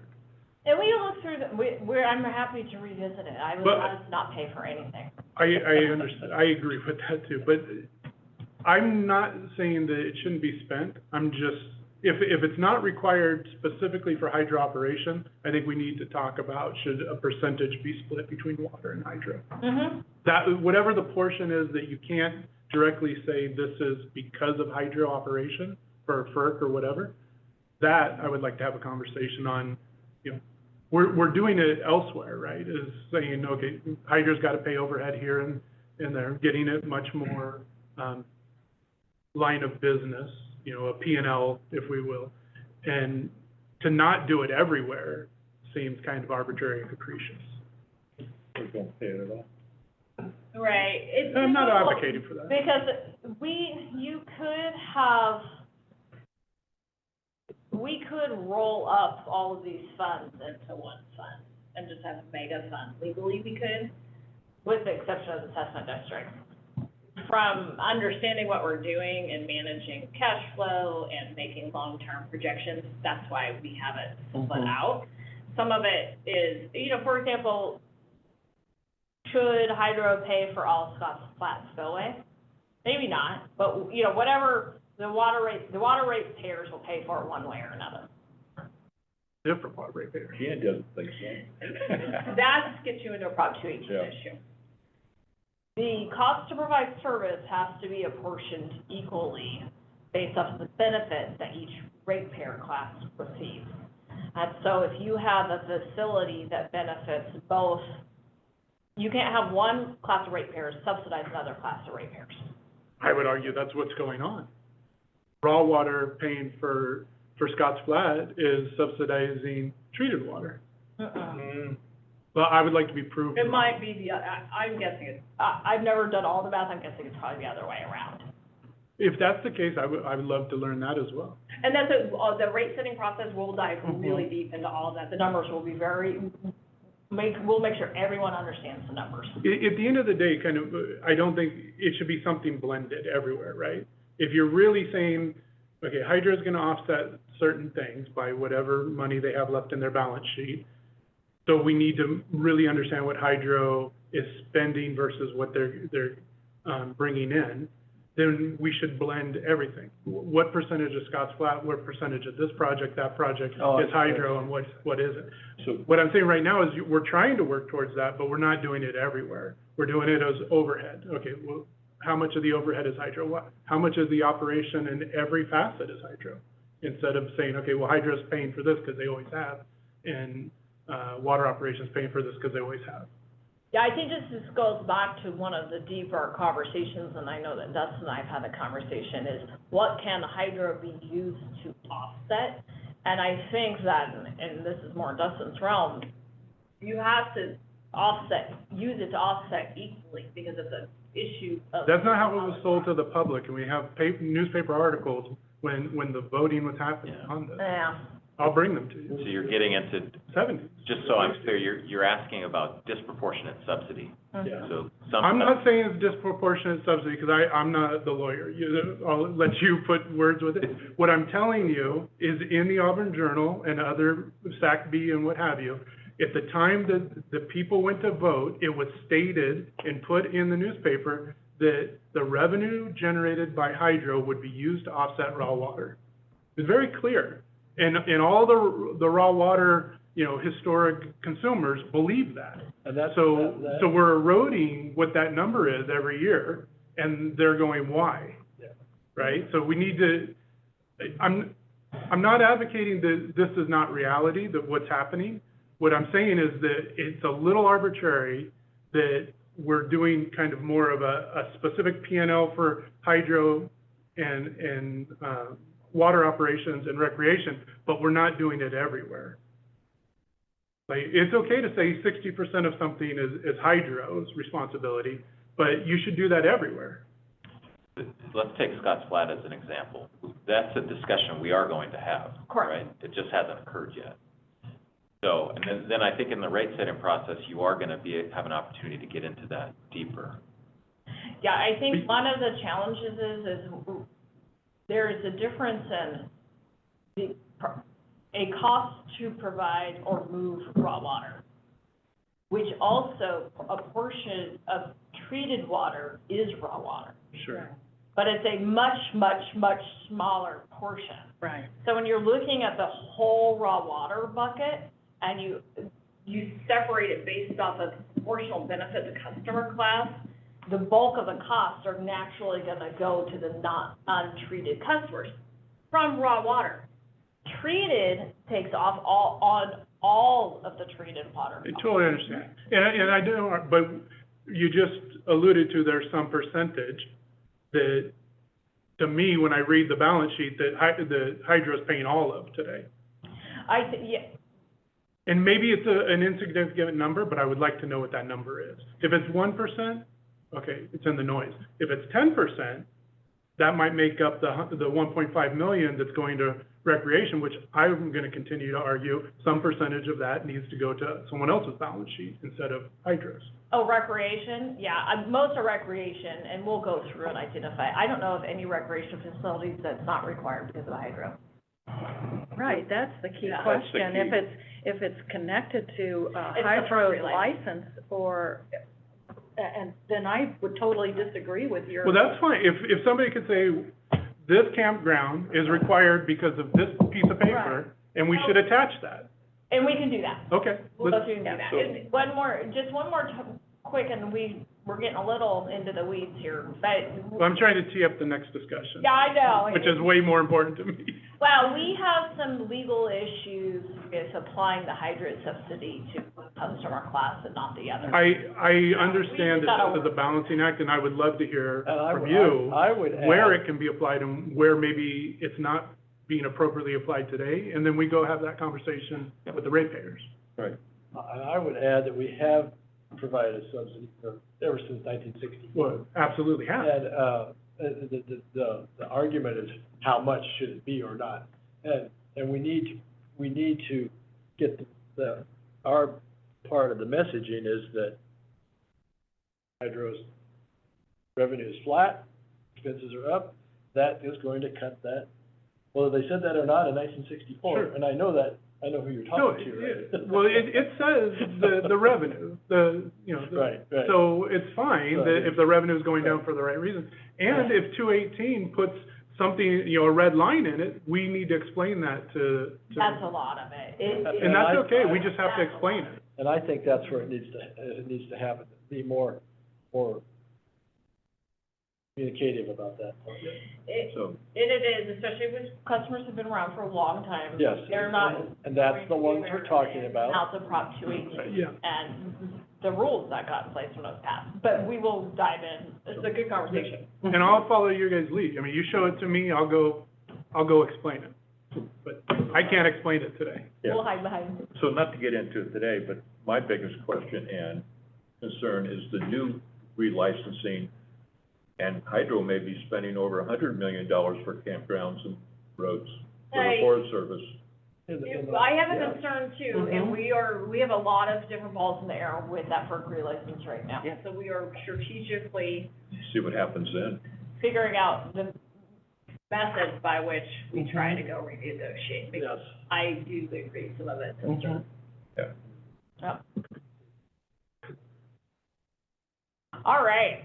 Yep, so Fund 30 transfers most money, recreation does pay its fair share of overhead expenditures too, so that is included in that subsidy, recreation's overhead expenditures. And then the big transfer in is into the hydro, and that's related to the subsidies.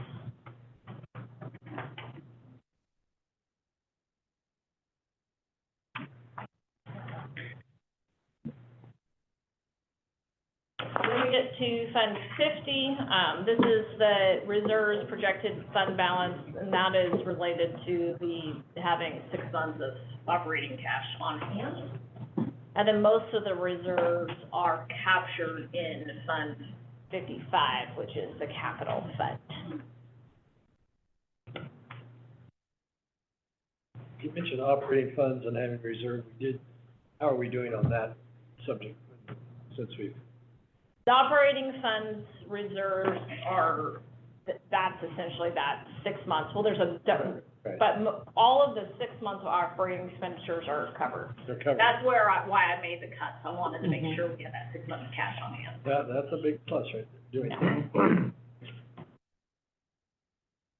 So the thing I'd love to see added to this is, because of this deficit, growing deficit, shrinking revenue, let's call it shrinking revenue. Shrinking revenue, yes. I would love to see what we're looking at going forward to increase revenue, hydro.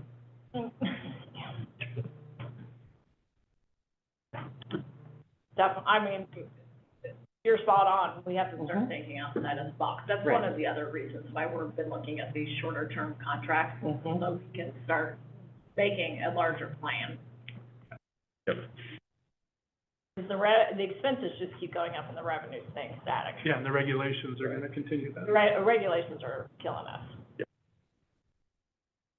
And then we will dive deep into hydro when we come back in 2 weeks.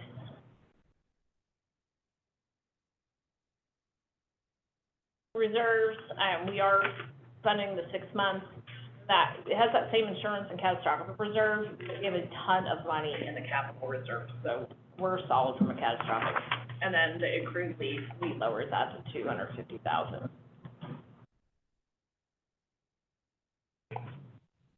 So we are 72,000 over, not the policy target, but our revised temporary target. Interesting, that's like the same number as the. I know, that's what I just said. Is it the same exact number? It's very close. It is close. Like 3,000 off or something. But Jen, Didn't say 72 million, though. how that operating That's true. reserve is calculated, because I looked at the total operating expenditures are 25.7 million, and 10 million is not half of that. So I don't know, how is it calculated? Hold on a minute. Are you looking at total outflows? It wouldn't include the transfers. I'm just looking at, I don't know what slide number it is, it shows 32 here, 28, page 28. We're not reserving off of the transfers, I think I think you are, because the other one is, includes transfers. the reserve amount seems right. I'm just looking at the total operating expenditures for hydro are 25.7, and the It could be operating around 12. reserve is, yeah, that's right. It's probably the debt service, but let me check into it. Okay.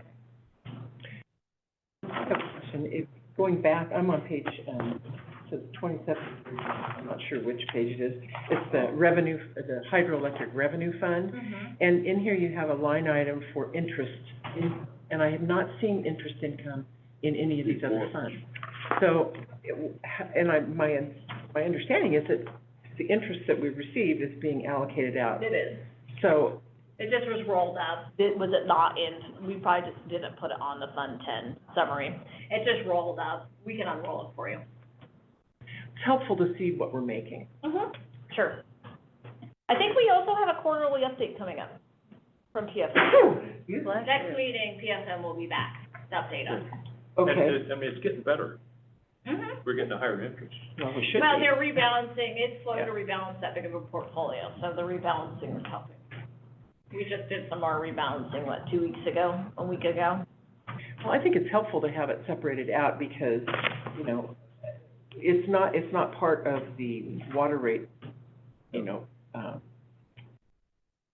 part of water rates that are being paid. It's coming from interest, from Do we- managing our investments. So I'd like to see it separated And out. do we treat it as frosting on the cake or part of the whole?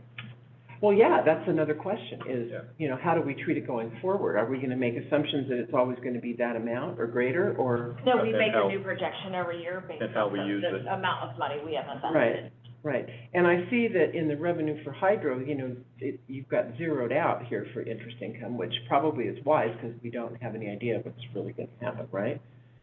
In the revenue I don't know well, why it's that- page 31. Page 31. I think that might, let me look at that. So that was, yeah, I was just kind of trying to figure out the whole interest, investment income piece. Okay. Does the interest sit in the funds individually, or it goes to? Alex, so, you know, it's all invested on the market, but we take our total portfolio balance, and then we allocate any revenue we receive from the investments back to the fund that has the, whatever proportionally based off the share. of- Percentage. And that's also the same thing that goes with market losses, because all of that gets shown on your financials in your audit. That's how we distribute those costs or revenues. Okay. All right, we talked about reserves and then, ending balance over the new targeted temporary reserves. A lot of transfers come out of Fund 50 for internal services, recreation, water for engineering direct costs, and then the big chunk is for the hydroelectric capital fund. So we moved over the entire proposed amount that we're proposing in hydro. So we have 19 projects, we cut it down to 4.6 million. Like I said, this was a reflection of wanting to make some cuts to tighten up the expenditures, but also to reflect what work we would like to get done. Still has a high fund balance. It goes below the 50 million. The 50 million is extremely high, but I don't want to recommend spending it down because we have a lot of giant obligations ahead of us. So I think it's fine for right now. 35 is just in the FERC reserve. So this is what we'll also do when we're going through, we're figuring out funding for Scott's Flat.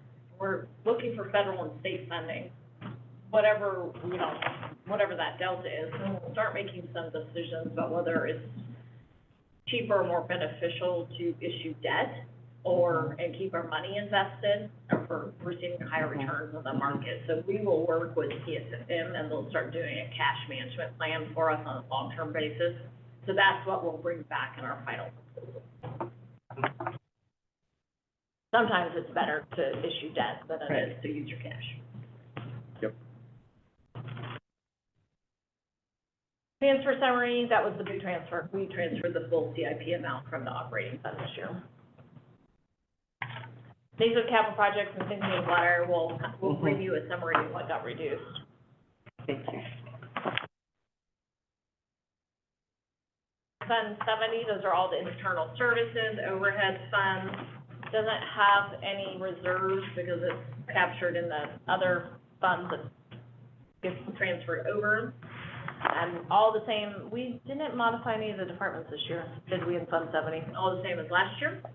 It's all overhead.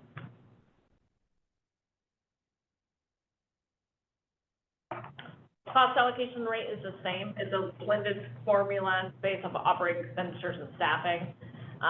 We still just haven't moved forward with full cost allocation study, but we need to. There's nothing else to do. What do you see as the timing for that? I don't know, probably hopefully within the rate setting period. And ideally should be done for rates to be done. Yes. Yep. If possible. It just hasn't been, the RFP hasn't been issued. Total expenditure, 16 million.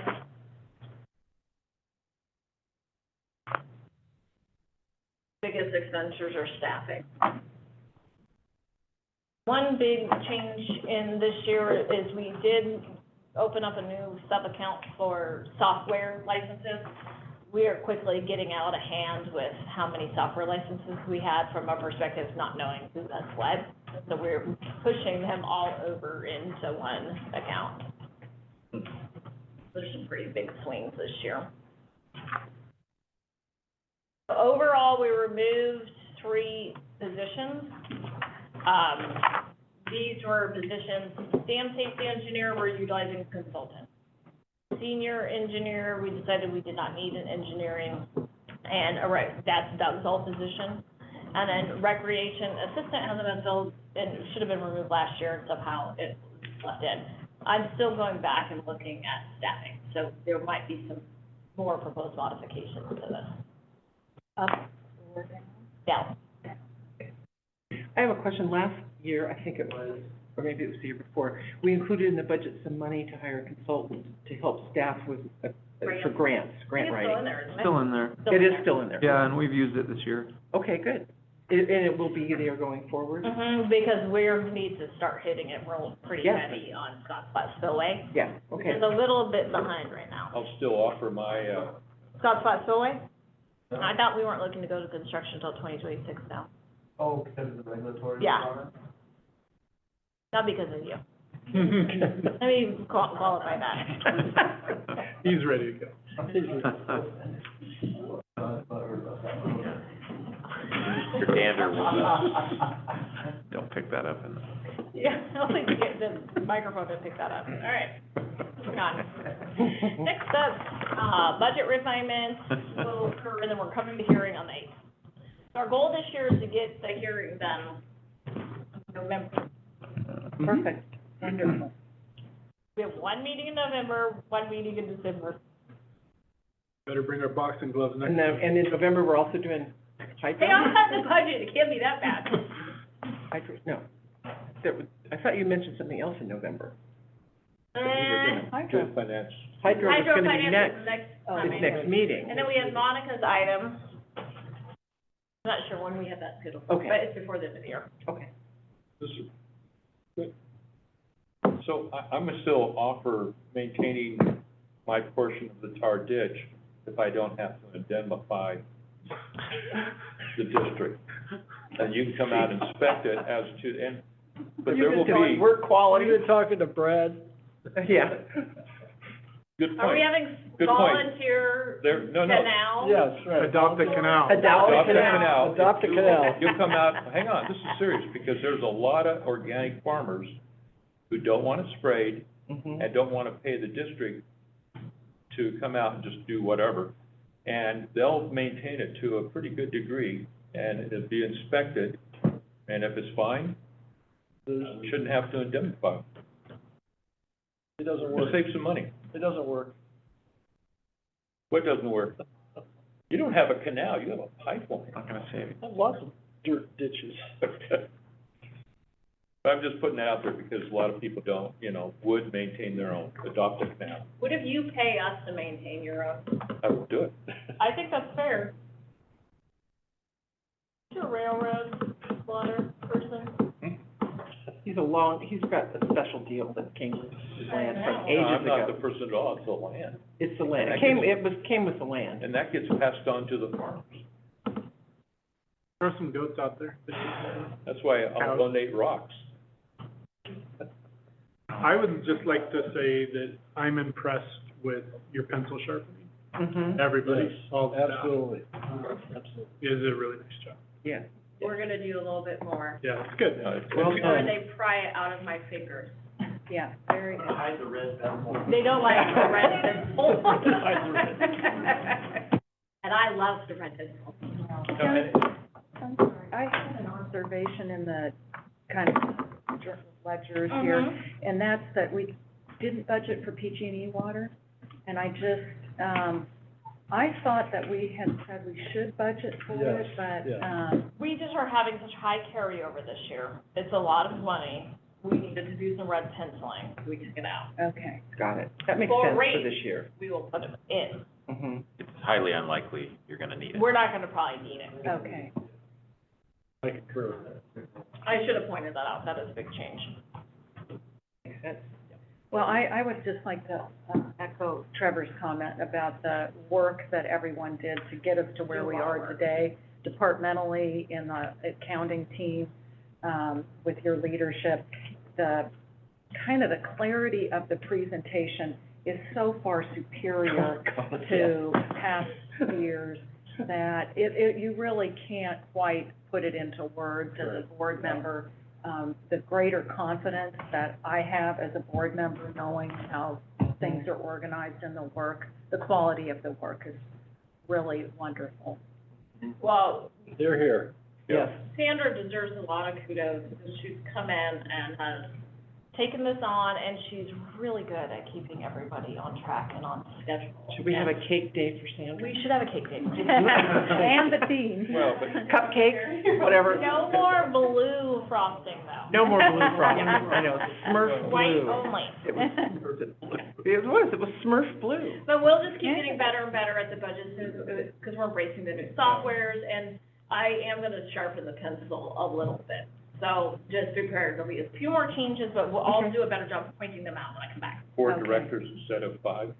Three, you have to have an odd number. Yeah, down to 3. I think we're a pretty small Yeah, part of that's that cost budget. cutting. Yeah. That might be a good thing these days. So I'm just gonna ask if there are any, members of the public who may have had a question, but didn't feel like they had a point to express that question. And not seeing anything, we'll move on to the next agenda item, which is 6B. And this is on the Smartsville Irrigation System end of life expectancy. Sounds like we need CPR. Oh, we're a hostage.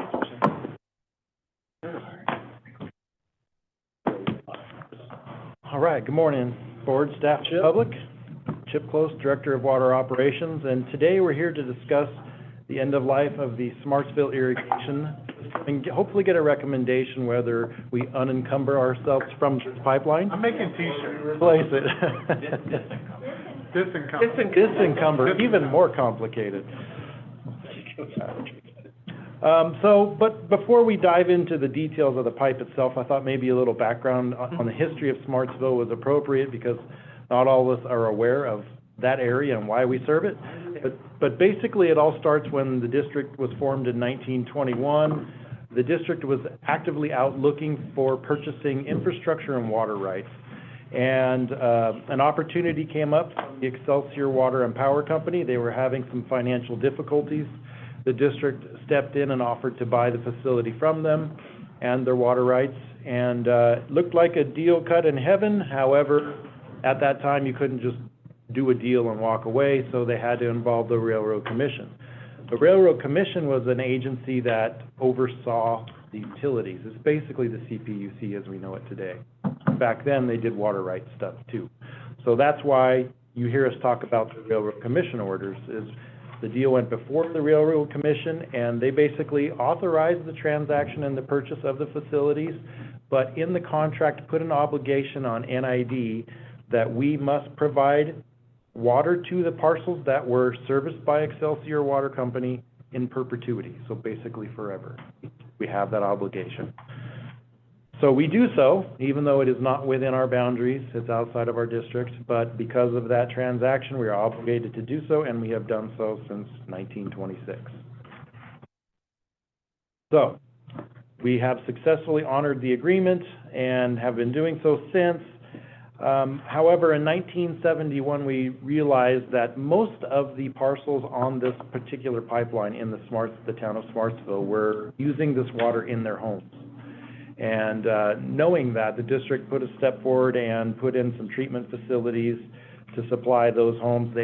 That involved chlorination of the raw water and a very simplified filtration system, along with a distribution system to get water to these people. So that was great. And at that point in time, these people then had both. They had the treated water for in-home use.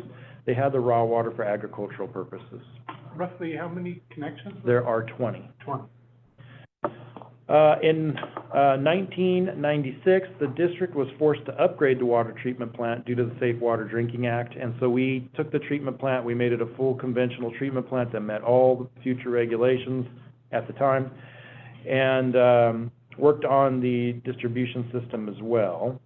And the ultimate goal for the rebuild and expansion of this water treatment plant was to eventually get rid of the irrigation water portion of the distribution system, so that these homes would only be using treated water, much like most of the rest of our treated water customer base.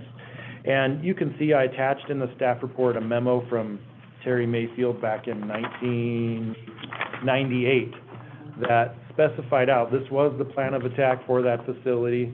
In the long run, we knew we were gonna get rid of the raw water system, but at that point in time, we weren't quite ready yet. The reason being is that the treated water distribution system out there was not big enough to support fire flows. So if there was a house fire or something like that, you couldn't hook to the hydrant and get enough flow to protect the facility. So it also had raw water hydrants, so we left them both in service even after the treatment plant was expanded and was capable of providing. That went on for a few years until 2009. We finally expanded the distribution system and put in a fire flow pump in the at the water treatment plant. This allows that treated water system to fully support the town for treated water use and for fire flow use. We got rid of all the raw water hydrants. However, we left the raw water system in play. Reason being was, well, it's still there, it's still operating, let's let it roll on until it meets the end of its service life. Well, it appears we have come to that fork in the road, because in 2022, we had a very extensive leak that was nearly impossible for our crews to repair. In fact, if you look at the attachments, attachment B, you can see a series of a couple generations of pipe down there in Smartsville. The one underneath, you can actually see the rivets on the pipe. It's pretty impressive. That's an old pipe. The one with the small line going across it, that is the one we're talking about today. That is a spiral steel pipe, and it is just falling apart. It's very hard to see in this picture, but right where that 2-inch pipe connects to the main is a hole. Yeah. It's very rotten. It is rotten to the point that we could not fix it by just Band-Aiding it or welding it or doing what we normally do. And attachment C shows you the extensive work that had to be put in place to actually repair it completely. So that's an indication of what's going on. And then, strangely enough, on Friday, last week, it popped again. And I have some pictures that I can show you here real quick. So this is very hard to see, but you can see on the right-hand side, there's a gray colored, that's a band, that's a repair band that we wrap around the pipe to stop leaks. To the left of that, right at the edge of the dirt, is the next hole. Yeah. If you can go to the next slide. It's, should be, there you go. So the hole we're looking at now is to the right where those roots are, but you can see this will now be the third band in a matter of 3 feet. So this pipe is shot. How deep is that set? That actually is fairly deep there, but there are places at the bottom half of this distribution system where the pipe is exposed. Okay, so that leads us to where we're at today. This pipeline serves 20 parcels with raw water. Every one of those parcels has a treated water connection already, or has access to it. So some are not hooked up. How many? I think only one at this point in time. And they would have to pay to hook up, or? Yes, they would pay the capacity fee. And we can put the map up there if you guys want to look at it. But essentially, everybody that is connected is shown in that appendix, Appendix E, Attachment E.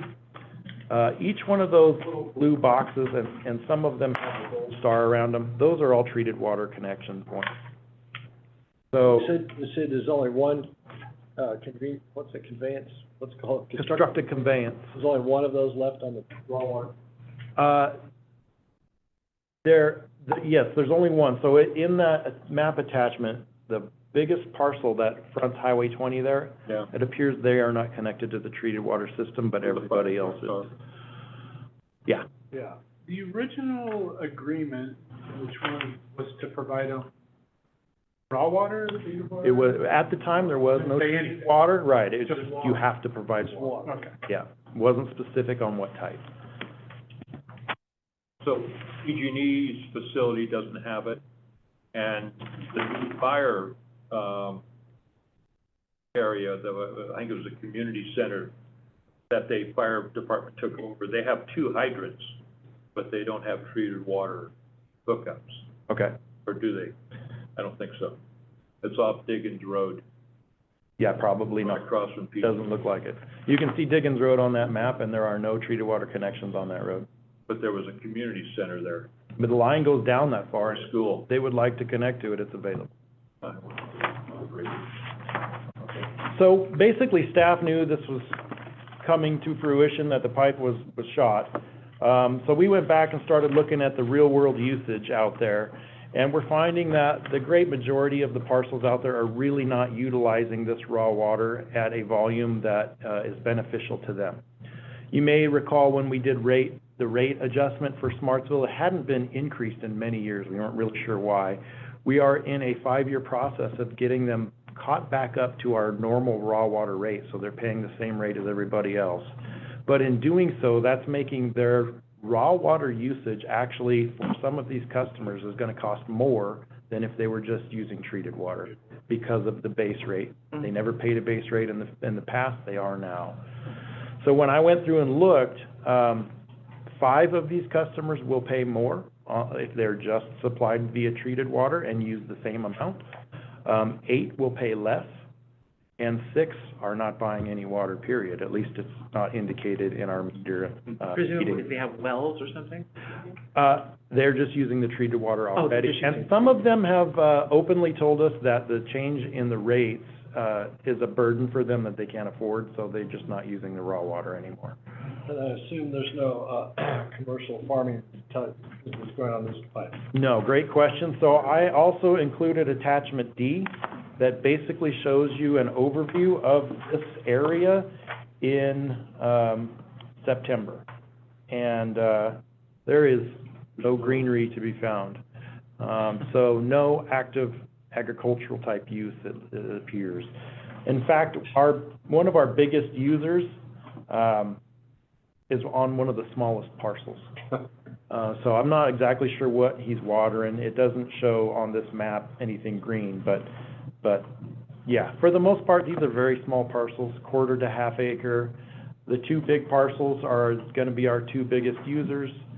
And they will have a challenge, if they use a lot of water it'll be a financial burden. There's no doubt. There's 2 of them.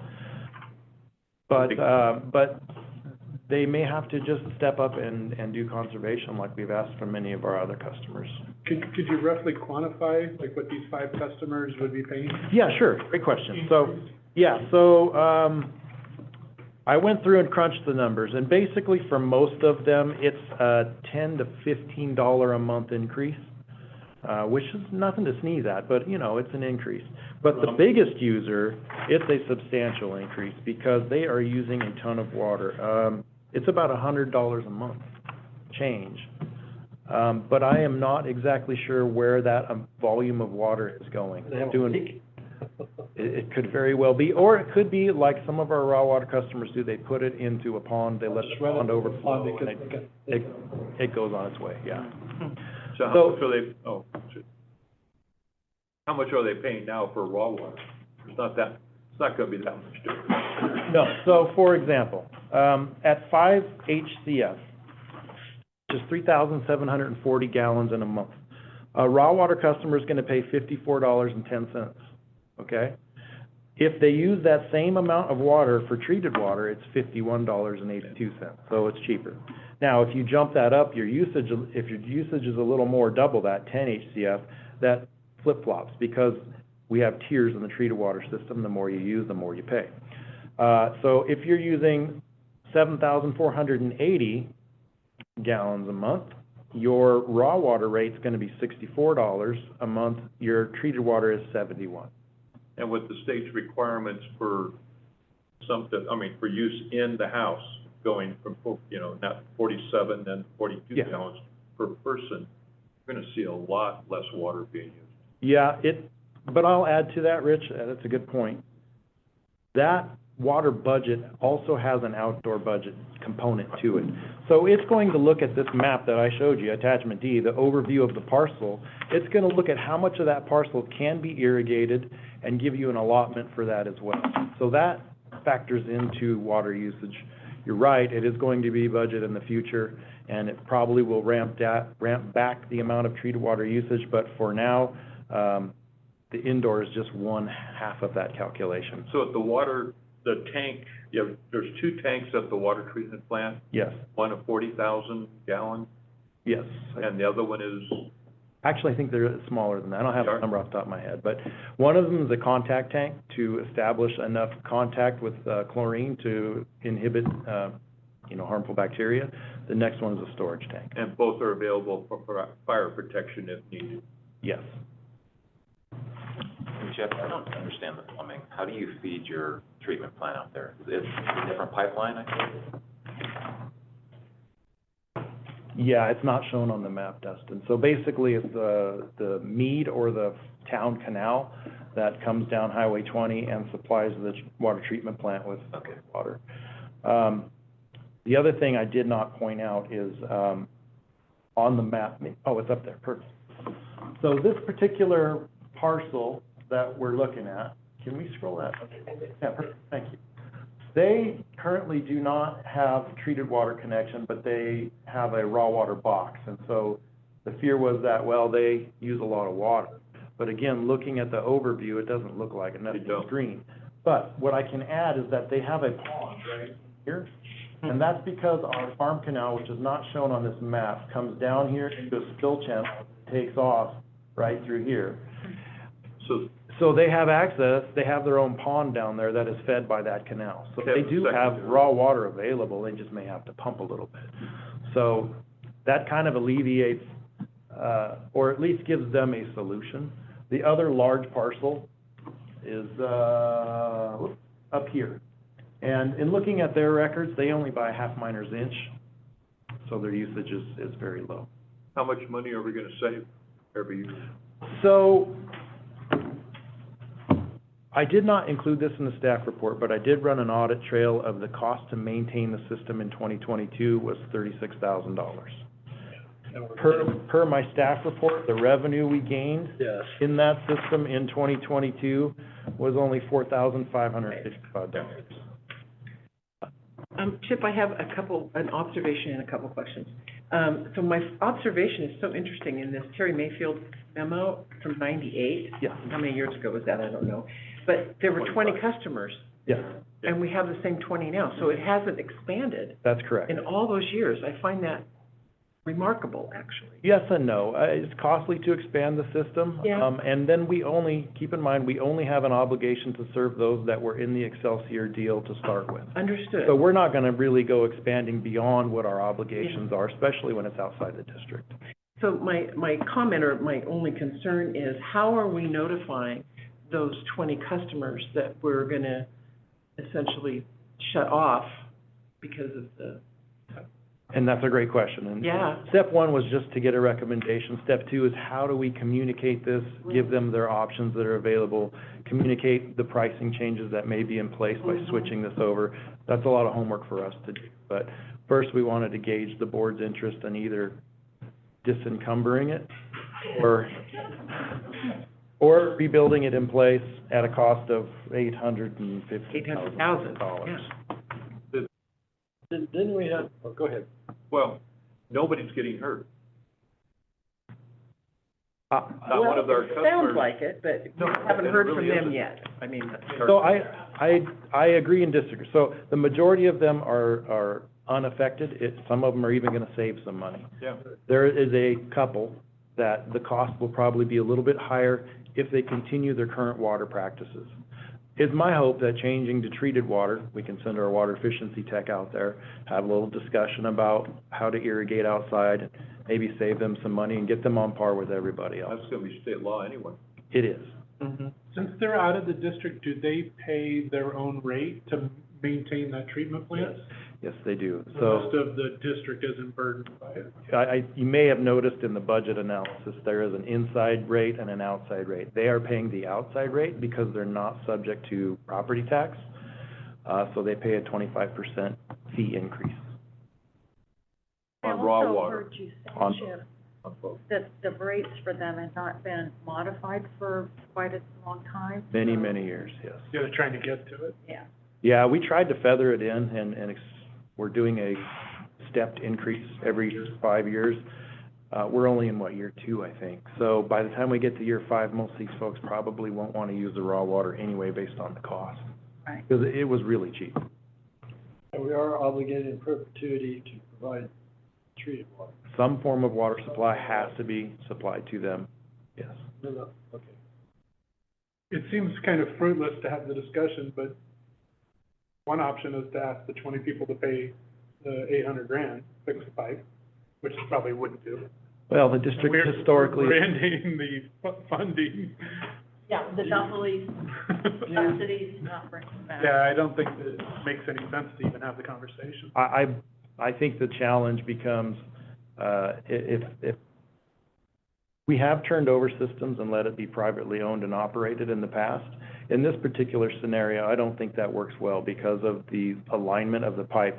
Basically, it's going through lots of private properties, under homes. It's a mess. It's a project that is way too big for somebody like Smartsville, which is a disadvantaged community to tackle. It's just not. So we would abandon the easements too. Where they exist, yes, for the. So that's a bonus to the landowner. Sure, for some of them. Sort of. I mean, it probably doesn't impact them.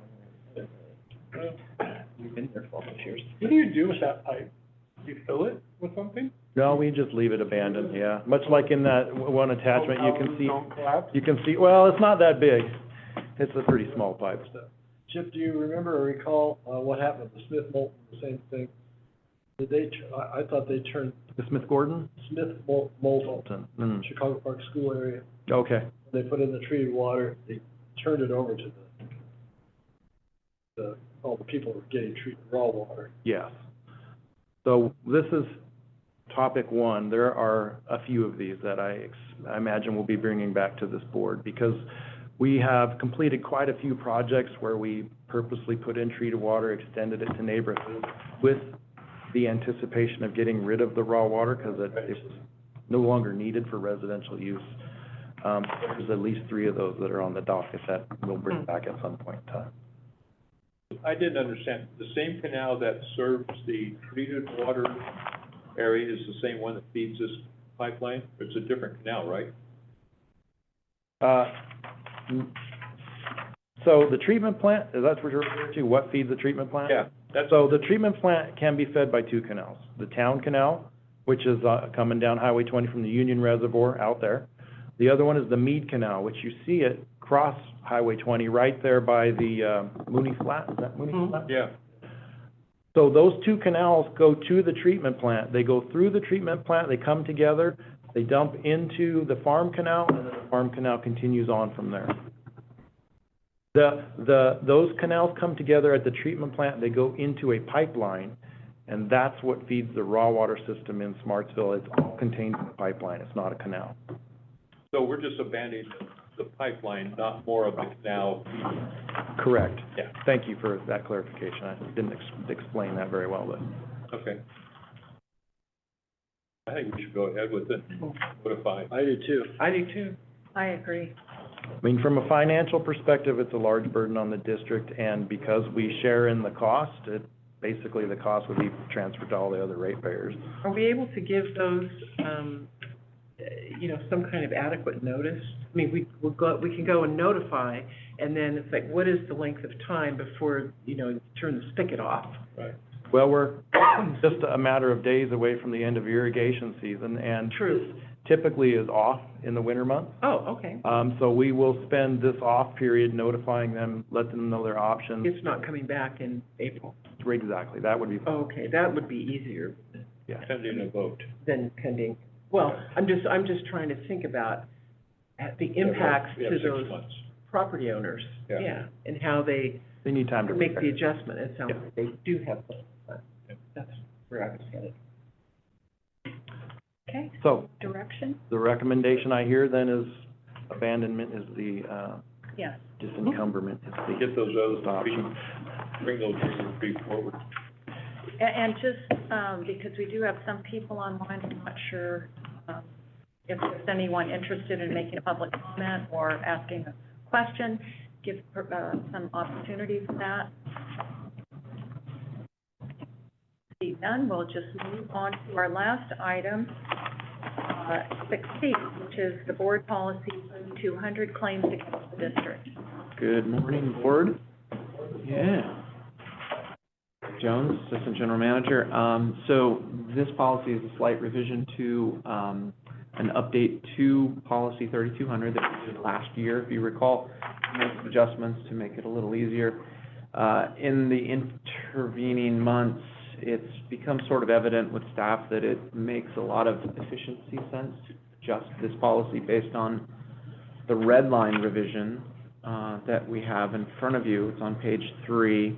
And essentially, this gives, what we're asking for, staff is requesting, is for authorization for full rejection of claims, irregardless of price.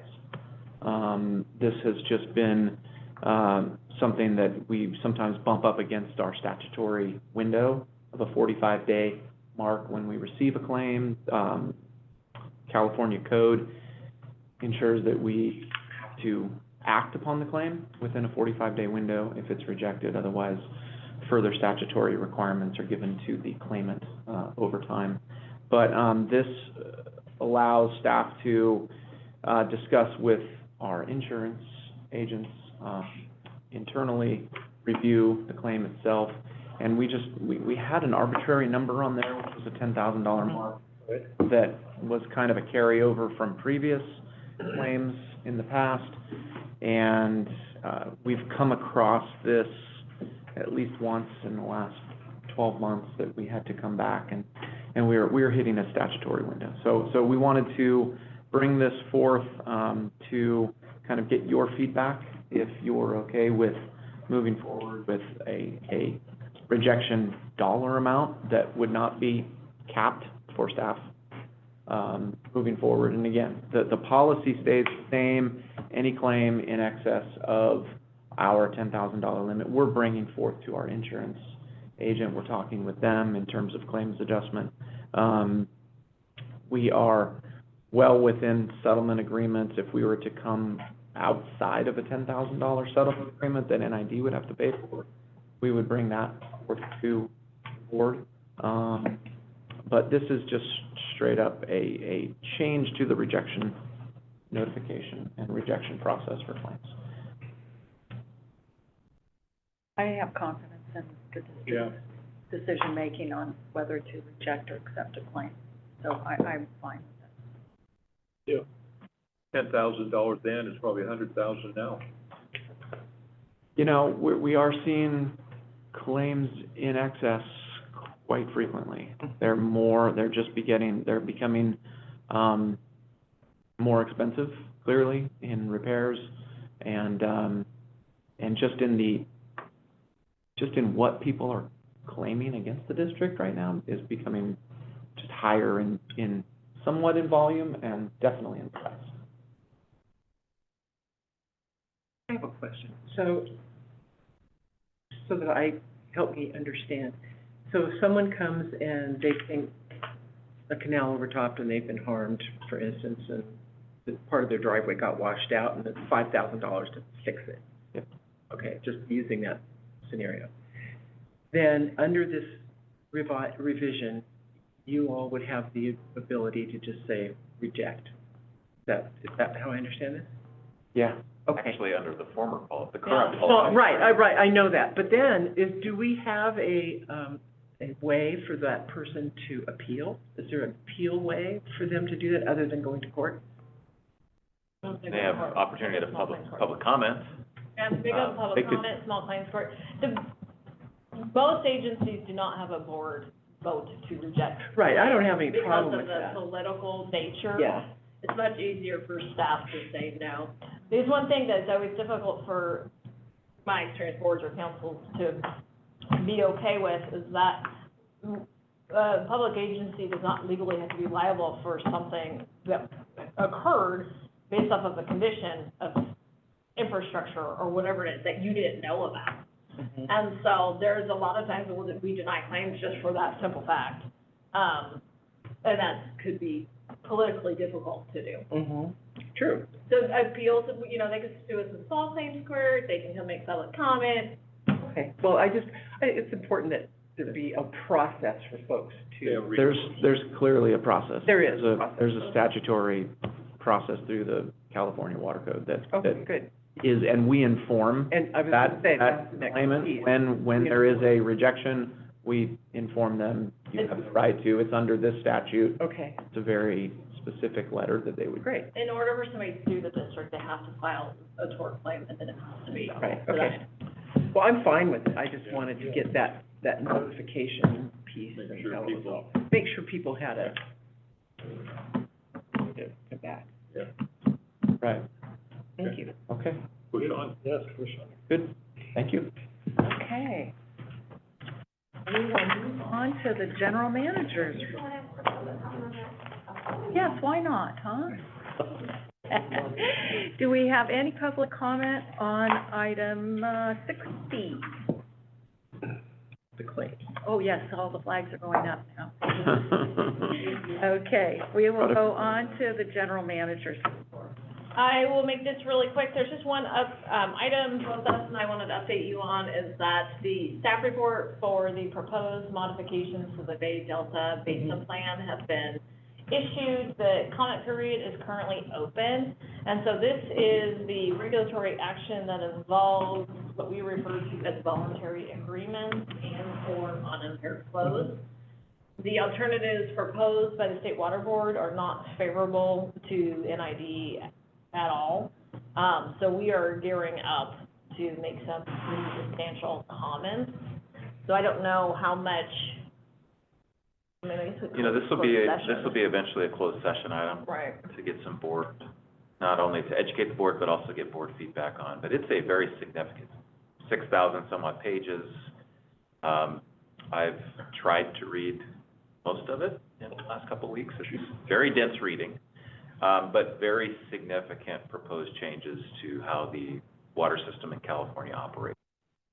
And, you know, admittedly, there is a crisis in the fishery and, you know, something needs to be done to address it. The question is whether this is the right approach. So, we'll be looking at it very closely and, working on comments. Technical folks will be assisting, myself and staff. So it's gonna be a kind of an all-hands-on-deck response. The unimpaired flow standard ranges from 45% to 65%. Right, that's So- right. Which is devastating. Yeah. 2 points. San Francisco Examiner over 10 years ago did an exhaustive investigation on the state's hatcheries, fisheries, and showed that they were doing genetically inferior fish. And that was contributing to the collapse of the salmon. And is it addressed in that at all? Or probably not, they're not gonna own up to their. Hatchery management is outside the State Water Board's regulatory umbrella. So how much water do we stand, at worst case scenario, how much water do we stand to lose? You have 65% unimpaired flow standard, which How runs many- year round. How many acre feet? We're going through Yeah, all the we're- calculations right now. We don't have that figured yet, but We're running the model. You have a ballpark, right? it's a Well, lot. you're diverting 65, or, 65% less water. Yeah, so think of it in terms of, it's an obligation to, bypass 65%, so that you otherwise would have diverted. So, and it's on a 7-day running average. So it's significant, and it's year-round. And is So- this in addition to FERC? Or Oh, yeah. is it? I think the way to think of it is in lieu of the FERC In lieu of, flows, but the document does not say that. okay. Nothing says that. But that would, if we didn't do that, we would have. No water. Year round. And is that taken into account in our modeling, by the way? We're running Oh, we're okay. doing new model runs right now. Exactly the question. That was my question. So we could be left high and dry. Dustin, is there any precedent where anybody else is in the same position we are with FERC and this concurrent Yes, Yeah. water take? Uchida and PG&E, South Feather, South Feather. Okay. yeah. Everybody. So State Water Board, the document is designed for a water user that's sitting in the Sacramento Valley, Right. where they're clearly driving those water users to alternate sources of water, groundwater, water transfers, ag efficiencies, those types of things. That portfolio approach doesn't work really well with NID. So we have a really unique story that needs to be told. You can't just turn on a groundwater well because you don't have an aquifer that would support that. So, and you know, you're in the headwater area. If you miss the mark on unimpaired flow and you just bypass that diversion opportunity, you can't turn that water back around and force it uphill. So there's a very significant impact potential for NID that is unique that really we need to examine and make sure we cover. South Feather, same thing? Yes. And so we're not being singled out, but we are being singled out. So they're updating the entire Bay Delta watershed, which is a huge area, right? Yeah. And I think in the drafters' minds, they're focused more on that large ag community in the Sacramento Valley. I don't know, you know, there is a portion of the document that focuses on hydroelectric impacts and economic impacts that does talk about, you know, power producers like NID. But I don't think for the core kind of, you know, essence of the document, they had somebody like NID in mind, or South Feather, or PCWA, for that matter. So, you know, we need to make sure that those challenges are communicated. We will keep you posted. We're just in the process. This just got released last week. And then what about the water rights thing? I saw Newsom signed that. Yep. So that's become law, the 389. 389. Yeah, SB 389. Yep. But we don't think that will be harmful to us because we have plenty of documentation to support our pre-1914 water rights. Yep. Basically, right? Okay. So we had. Good. Yeah, and the good news. And the good news is, yeah. Okay, Ricky, would you like to start with updates? Sure. Let's see, I just have a couple small ones. I attended the Sierra Harvest luncheon last week, I think it was, and my goodness, they must have had 500 people there, and it was very informative. 248. At 248, it felt like 500. It felt like Yeah, and Rich 500. was there too. It was a wonderful event, and one thing that the folks at Sierra Harvest left off, though, was how important the water system is. Did you notice not one I noticed. person talked about water there? And I have been to their meetings time And and so time I again. complained, or not complained, I brought it to the attention of some of the organizers and said, anyway, we'll see if that's if there's a Yeah, change that in was on my recognition for the radar water. screen. Yeah, okay, great. Always has been. And then lastly, I this weekend went up and walked and hiked around the headwaters of the Bear up there at the PG&E, you know, the little trail thing they've got. Beautiful. And it is beautiful, but there's all these great big signs that said, this is owned by PG&E and operated by PG&E, and we're really proud, and blah, blah, blah. And I thought, is that part of what we're taking over? Is that little? We get that little yard portion of it. Shoot the signs. Yeah. Shoot the. Not the trail, so PG&E is still responsible for that trail. Okay, I was 1.5 just miles. curious. Canal, they keep 1.5 miles of the South Yuba. Yeah, I just wondered where it was. And It's walked some. it's all that part of that valley. Yes, God, it's so beautiful. But you want to take those signs down. Well, I wanted to take them down if it was appropriate. Or just plaster NID right over Yeah, right, PG&E. just get some, yeah, that was all. Thank you. Thank you. We can put a sign on the south, you can, NID starts here. Yeah. That's right. Right. Or maybe we don't, maybe we just say, this is all PG&E's problem. Yeah. Rich? Yeah, Sierra Harvest, I noticed it. It was glaring again. They also had, interesting, on every table, they had food in a plastic bag that had been thrown away at the schools. And everybody. Food or the bag? What a. The food, they had food in a bag. What a You ought to see it, yeah, you ought to what see wasted, it, yeah, you ought to see it. wasted food, right? So if they had Mandarin in one of them, so I opened it, peeled it, and ate it. Went over to the superintendent and all his people and said, hey, I want to congratulate the kid who threw this away because this thing tastes like crap.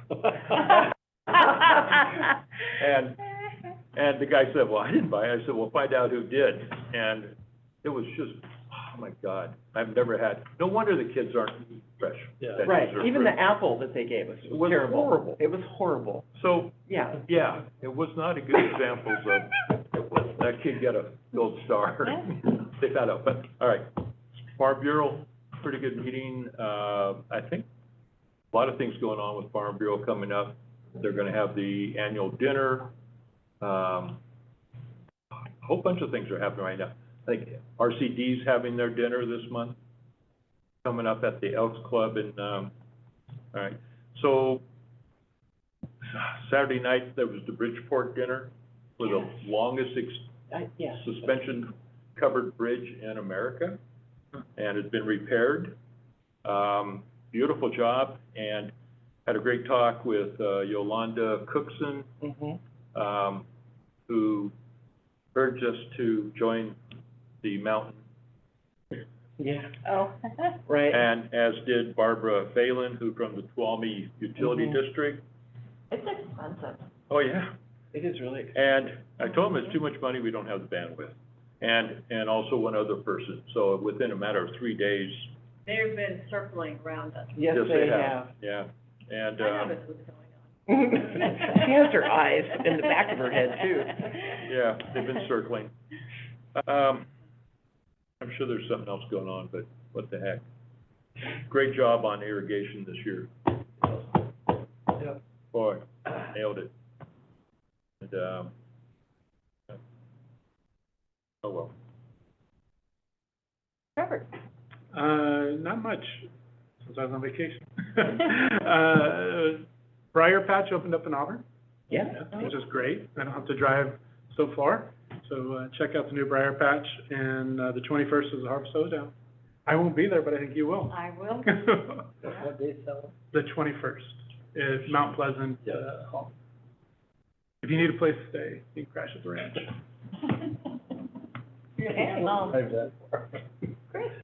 So no report, just up to my neck in pumpkin patch, so. That's a report right there. It's a full-time job.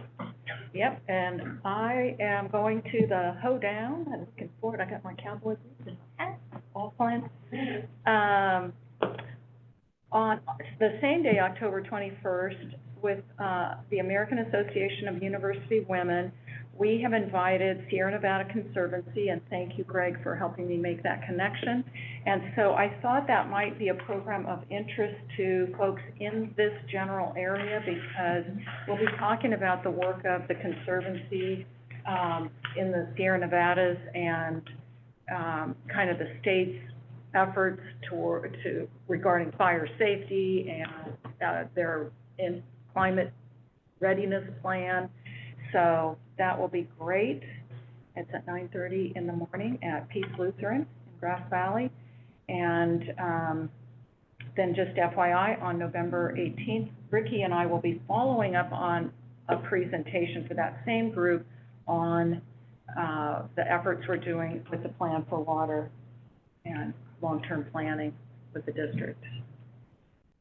That's it for me. Okay, I think that's it for the day, 12:05, not bad, for a big agenda. We have one item that you should be aware of. Yeah, I just wanted the board to be aware of, today at the fairgrounds was the Nevada County Trade Show for high school students, and our maintenance division prepared a booth and some activities for the high schoolers to be able to participate, and also the HR department is there, so we're highlighting career opportunities and with our water district with up-and-coming tradespeople. Great. That is so great. What is it, the California Educational Initiative? Yes. Yeah. It's a statewide program, and they go to different communities, and so today is happening at the Root Center. Wonderful. That is great. So, yeah, so fairgrounds. Or fairgrounds. Yeah. Yeah, very good. Thanks for that update, Steve. Okay, with that, we will call it a day.